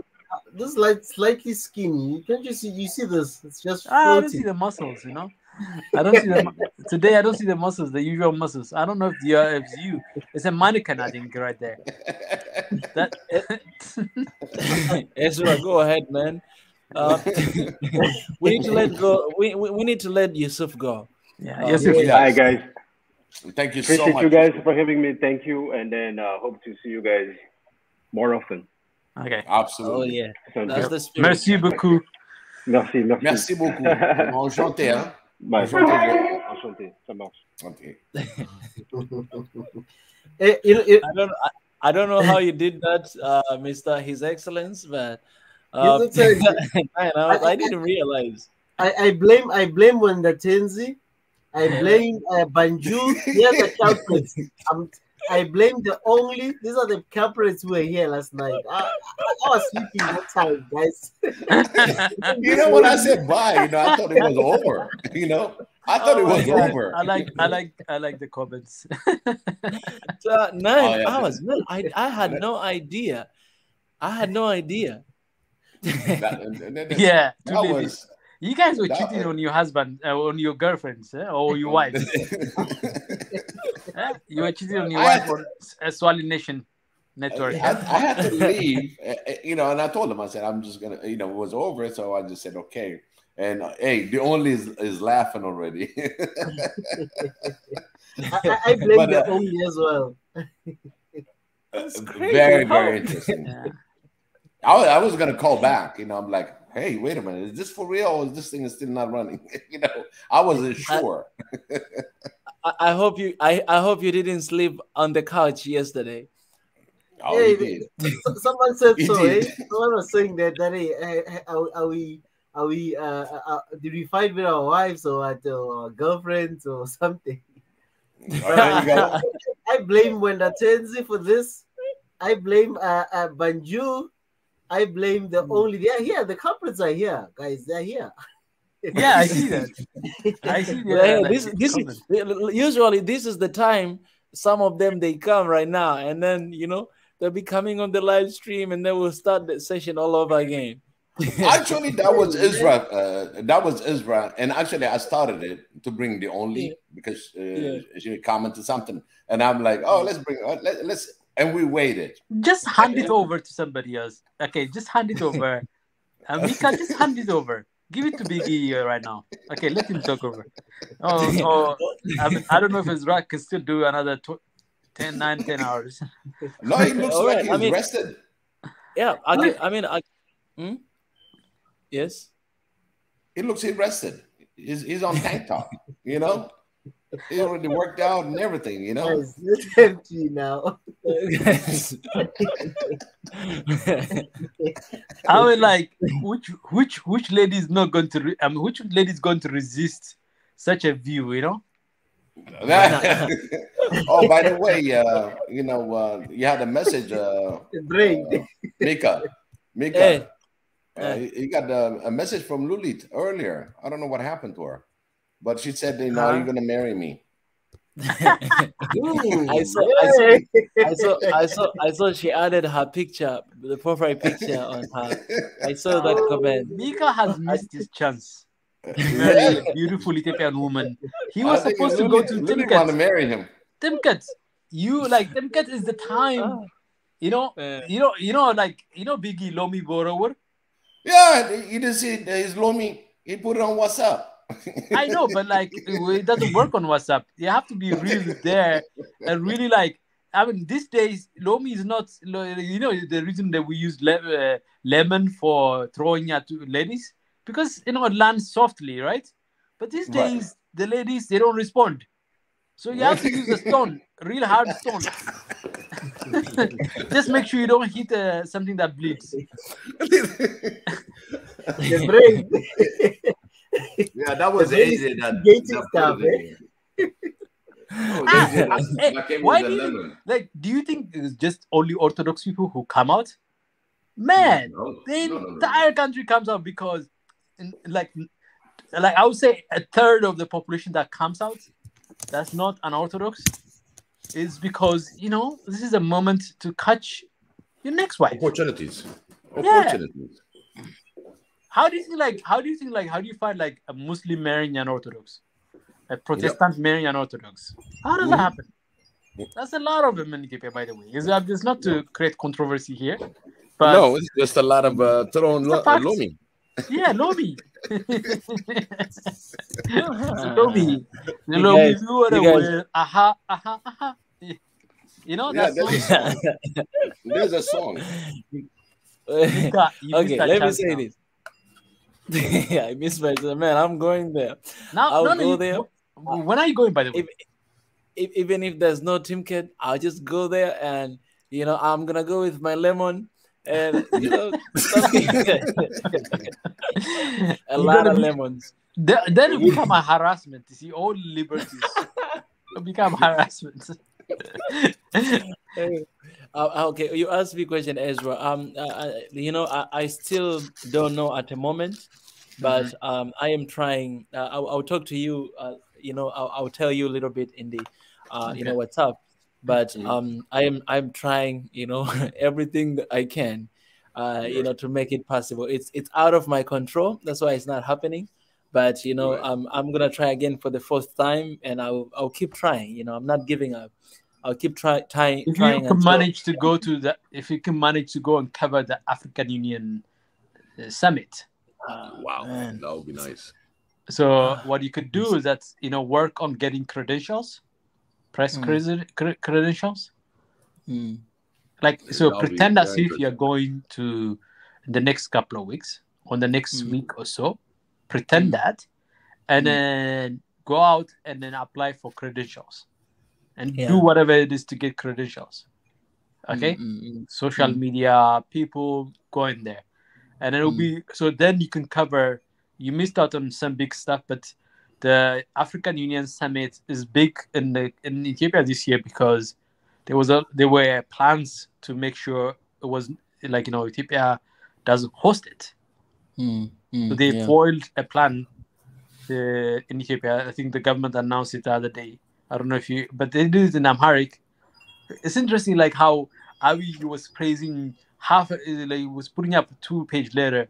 Half of that was a praise to a lot of Africans, but it was written in Amharic. I'm like, that's a very good one.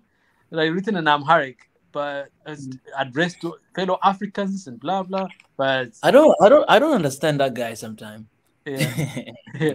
Yes, he does. It's very unpredictable and one of the things that he really shows on his color, he's Pan-Africanist, and yes, he really that's beautiful. He's got a problem, he's got a local problem, but at the same time he sees his fellow Africans suffering too. And I think he's going to deliver something. I'm pretty sure, because he puts that Pan-Africanism here and there. You know what I mean? Yeah. And it's like when you take an exam, when the teacher repeat the same thing, there's something. That's where the exam is going to be at. Look at the way the Malian leadership took the issue up. Look at how they handled it. Doesn't it resemble the style and method of Abiy? Pay attention to it. They made it the people's problem. That's right. And that's what it is. Obviously, they've reneged on promises, and obviously, some of the actions is ridiculous. Like inviting Russian mercenaries. Like I think, like Niger points out, you have 20 million people in your country. Why don't you train up your people? Why don't you organize internally? So there are a number of things that they've done. But that is, to me, is a very interesting component to it. Like it's that resemblance. It's like Abiy is giving a lot of African countries a template on how to deal with the very coordinated, orchestrated attack on you, and how to leverage the African dimensions of your things. Like how do you lean on your neighbor? How do you lean on the African part to it? And then, of course, the diplomatic games Ethiopia played. And a lot of African countries, listen to Ethiopia. They listen to. A lot of African leaders, will pick up the call from Ethiopia much more seriously than they will pick up a call from Boris whatever in UK, who can't even seem to be implement his own laws, his own regulations, in his own little department. All right, let us finish this phase. I'm gonna stop this live stream after Ezra's prayer. But if you guys want to be here, I'm actually I'm already creating something. I can create it here, and I can give you guys the link. You can go for another 9 hours as long as you want. But for this one, because it has specific topic, I have to go end here. I have to go to. Mika, Yes. I really now that the brain said it, Yes. I really want to put a session. What did we learn from Ethiopia? All right.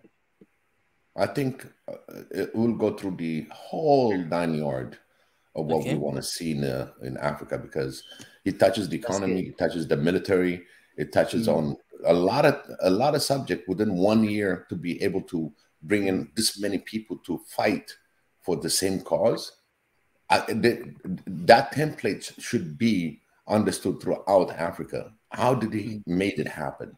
What was missing? How about the opposition? I think we can do a session out of it. Yeah, definitely. Definitely can do that. You know, I mean, I didn't have anything. Tomorrow is Friday, right? I didn't have anything for tomorrow, so we can do that. Okay. You know, specifically tomorrow we can do that. Absolutely. And I want everybody that's on the commentators and all that, please make sure that you come up with all the ideas and what we can learn, because we learn from each other. And I cannot read it all. I cannot do it all, or Isra, or the two Isras. But again, we're informed into it, but we're not deep. But if you got something that you want to say, how to template whatever that Ethiopia went through this 1 year and something. Actually, I mean, if you look at it, 2018, and see what positive notes that we take that can be replicated. Remember, I don't like to reinvent the wheel. There's enough wheels out there. It's just how to make them work for us. Organize them and make them work. Yeah. Yeah. Yes. Rearrange them. Yeah. Yeah. Let's do it. Let's do it. Yep. Mika, let's do Mika, it. take my the brother. trip to Ethiopia seriously. Mm. I'm serious on this one. Yeah. Of course, I'm taking that. Yeah. No, like take them seriously in that. Pray hard, not the things you do, the prayer part. The inner component part. It really psych yourself up a little bit more, determined and more desperately, so that at least you get to cover the African Union summit, and that to me is an opportunity for you to make a point about a lot of the things that we know was wrong with African Union and how can be improved. And that gives you, there's no better platform for this, better opportunity than that. So do everything you can to make that a possibility. Yeah. I appreciate for that. You guys, everybody here, please keep me in your prayer as well. I really do hope that's what God wants and is going to allow that. Because for everything that has happened right now, I was supposed to be there 3 weeks ago, right? But everything that has happened, the experience that I'm going through right now, it's humbling me. And I've been frustrated, disappointed, and all those feelings. But at the end of the day, it's really humbling me to just be like, all right, God, so I'm just gonna wait on you. Whenever you allow this to happen, it's going to happen, and I'm ready. And you can imagine that even my shoes and everything is still in the bag. My bag has been packed for a long time. It's just here next to me. I'm like, anytime I'm ready, anytime it's happening, I'm taking this, I'm walking away. So I'm just waiting on that now, and so it's just a matter of him to allow this to happen, and I'm out of here. I look forward to seeing a SNN shirt, and then like SNN flag, kind of like press stain, like your like name. So I'm waiting to see you really do this networking, man, and a lot of people are. People are cooling you off right now because they're just waiting for you to break through to the next thing. Like Yeah. we gotta take this is the moment for that inflection point. We call them inflection point in the business here. But so this is your inflection point, and it looks like you have arrived there. At least internally, that's what you are. So that's good. It's good. I think hopefully it happens. Appreciate my brother. Okay, Appreciate for that reminder. We'll pray for you, Pastor Ezra. Please, bless this. This new generation pastor, they're coming with the singing. You come with a vest and stuff. Yeah. So, but family. Don't worry. Your God sees you naked, so it's all right. Yeah, man. I'm wondering what you're wearing down there. Oh no, man! All is well. Man. Where's my shorts, man? Where's my shorts? It's summertime, guys. It's summertime. Yeah, that's right. That's right. Summer. Can the pastor just wear? Can he be just casual? You see the difference between Northern Hemisphere and Southern Hemisphere? That's the problem. Yeah, it's summertime here, guys. It's summertime. Yeah, people forget summertime in South Africa. Yeah. They actually experience summer differently from everybody else. Exactly, and it's been raining, but yeah. Yeah. Family. It's time for prayer, and I think all the elders have said enough for tonight. But for the other show, I don't know if guys want us to have maybe a 1 hour session or two. You just drop something and say, can we go on can Mika set up something? He can set it up if you guys want to. But for this live stream, we're going to just end it here. And then if you guys, we pray, you can just say you can want another stream.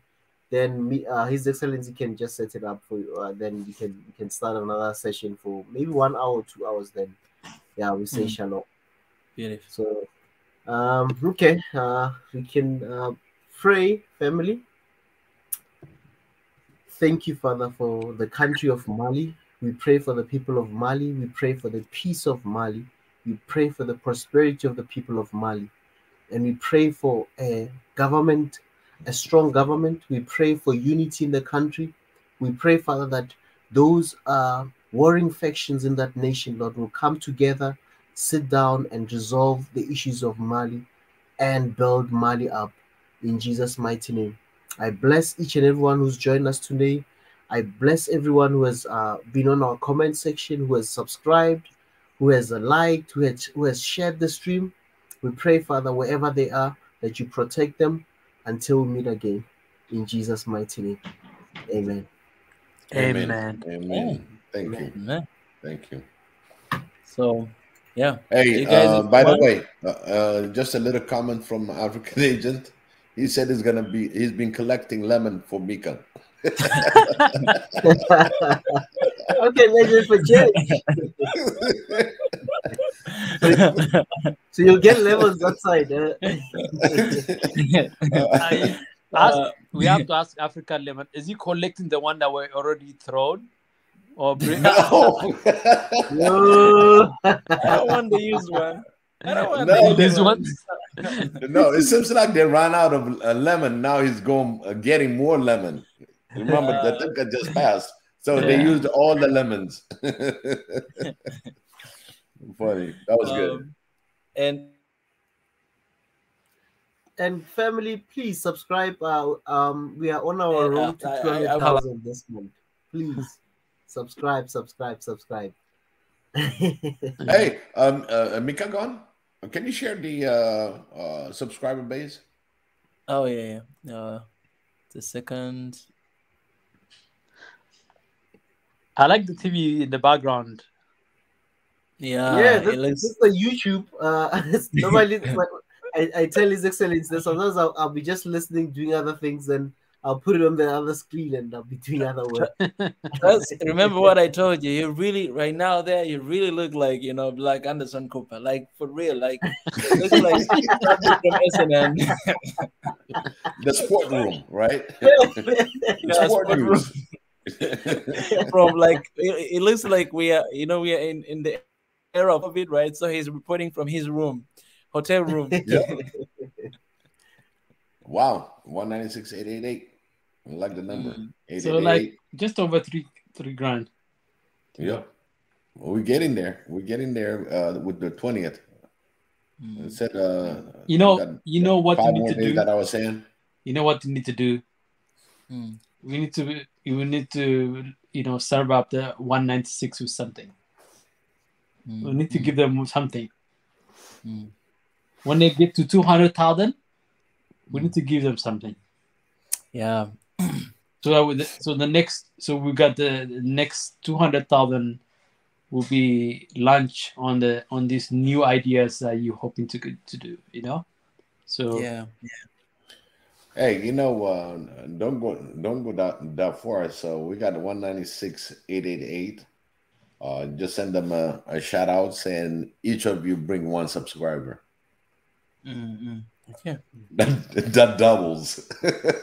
Exactly. All subscribers, the way you like it, just get 1 person. This is my message to all of you. Get 1 person to It's subscribe. one person.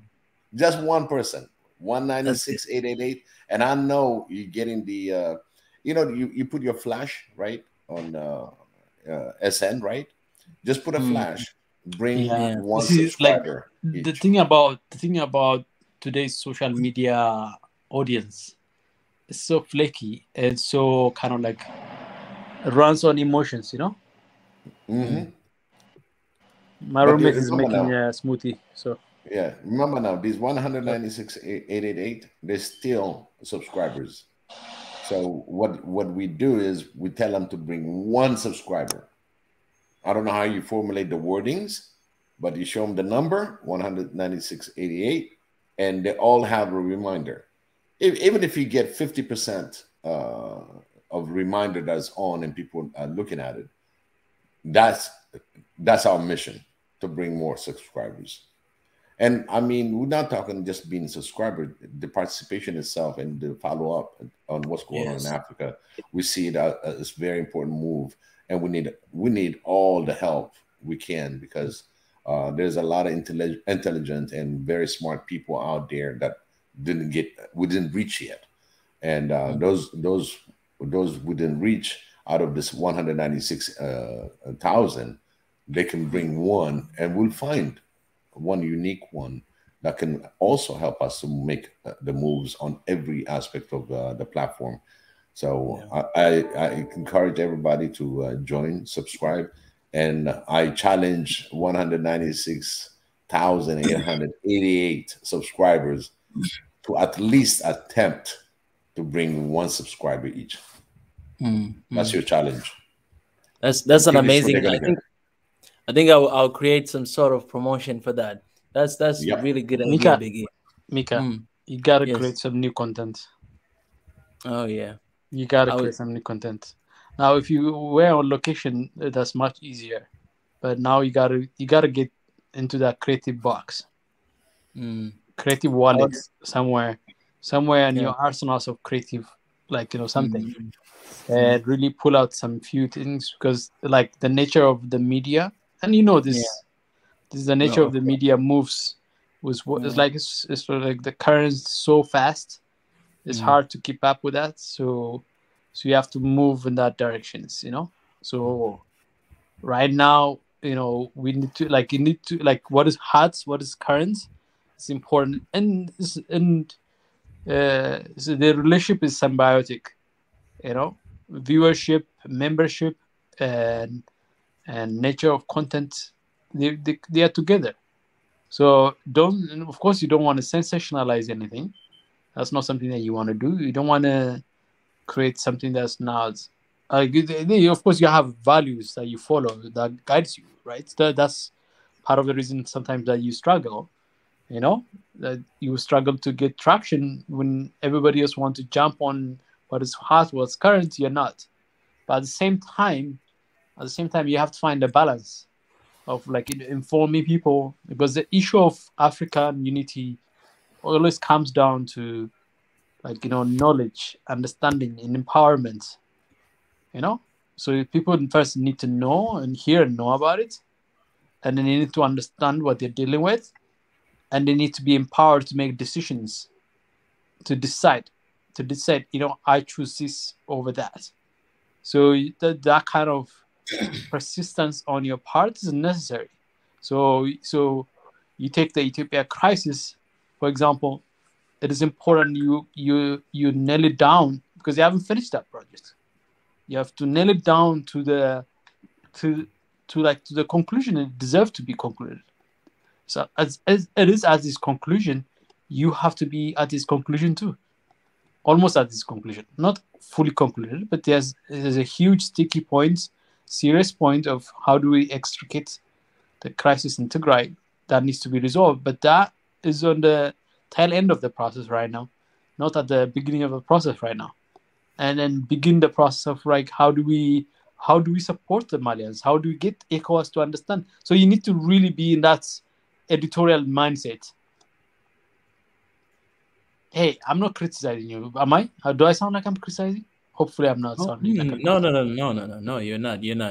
It's just right now, as you know. I mean, we have been preparing for me personally. I've been preparing for a while now, for a long time.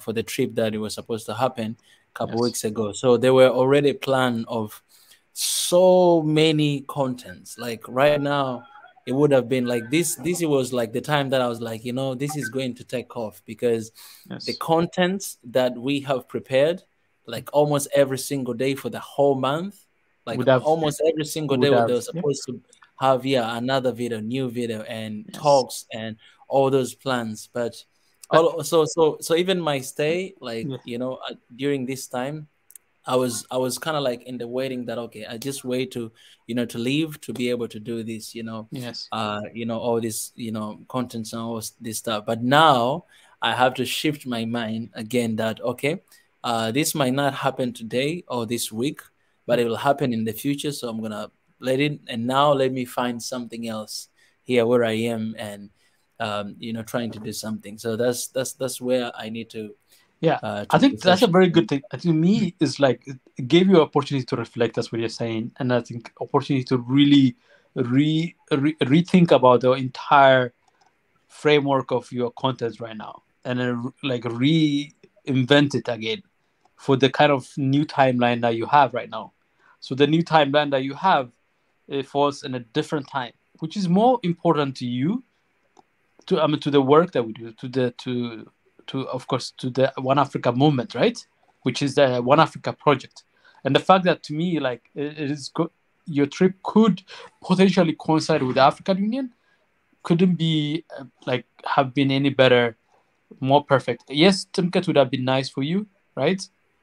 On a personal level as well. But I think like the Africa element of your trip will probably be much more weighty for your platform. Much more weighty, will have more weight. And I think so editorially, you just think maybe just organize another meeting for some kind of editorial meeting where we think about like how do we strategize.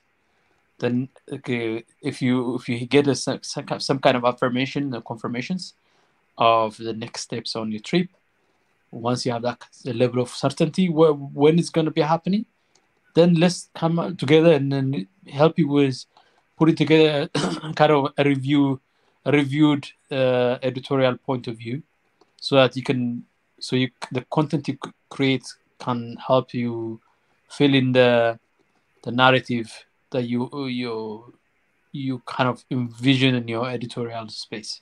So yeah. This is good, though. This is good. Yeah, the audience, everybody that's not only the one that just joined us on this, but there are people that really go back and revisit our this channel, and this message goes to all of you. That are, some of them cannot attend at the same time that we put in the show. But we still need everybody's help. Those of you that believed And I know whoever is going to watch it believed in One Africa movement, and to contribute on what can we to reach out. The whole thing is to reach out all African brothers and sisters.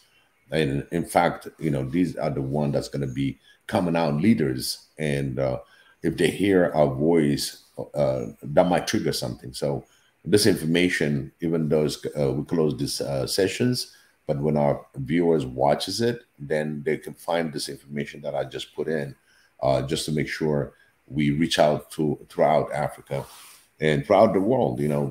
There's a lot of Africans out there that are not aware about us, and this is how we're going to reach them all and contribute to the idea of One Africa, and contribute also to a lot of needs that we have on this working platform in the future.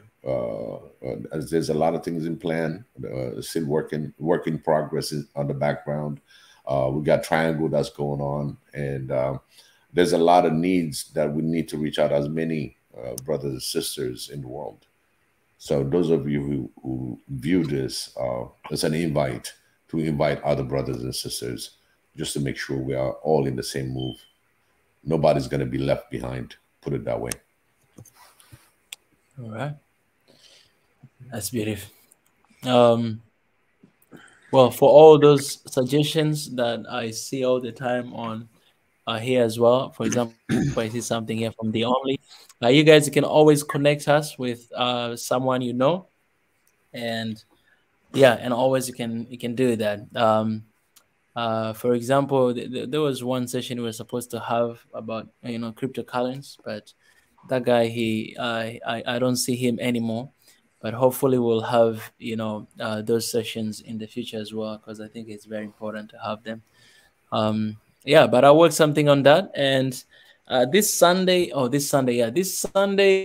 might have a pretty interesting interview. So stay connected, please. And 196,000 people.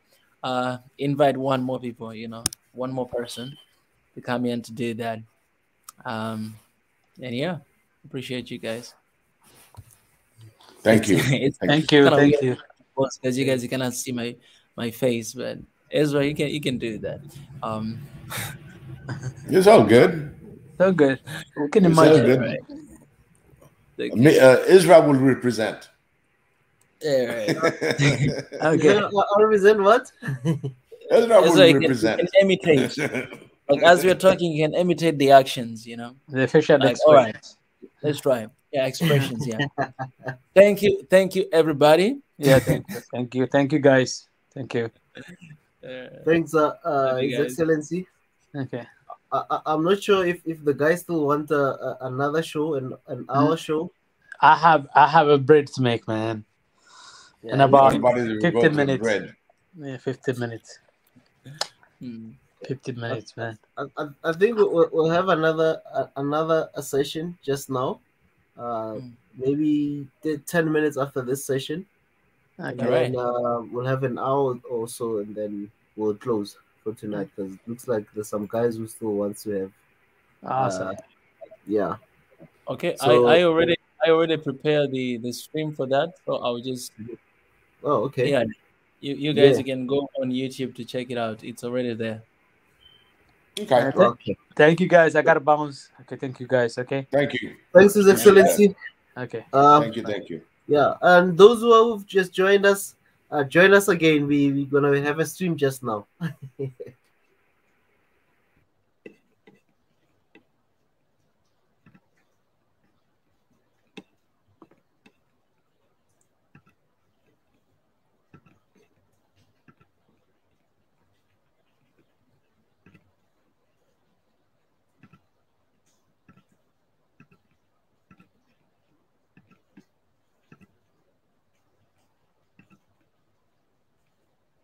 All right, guys. You guys can go to another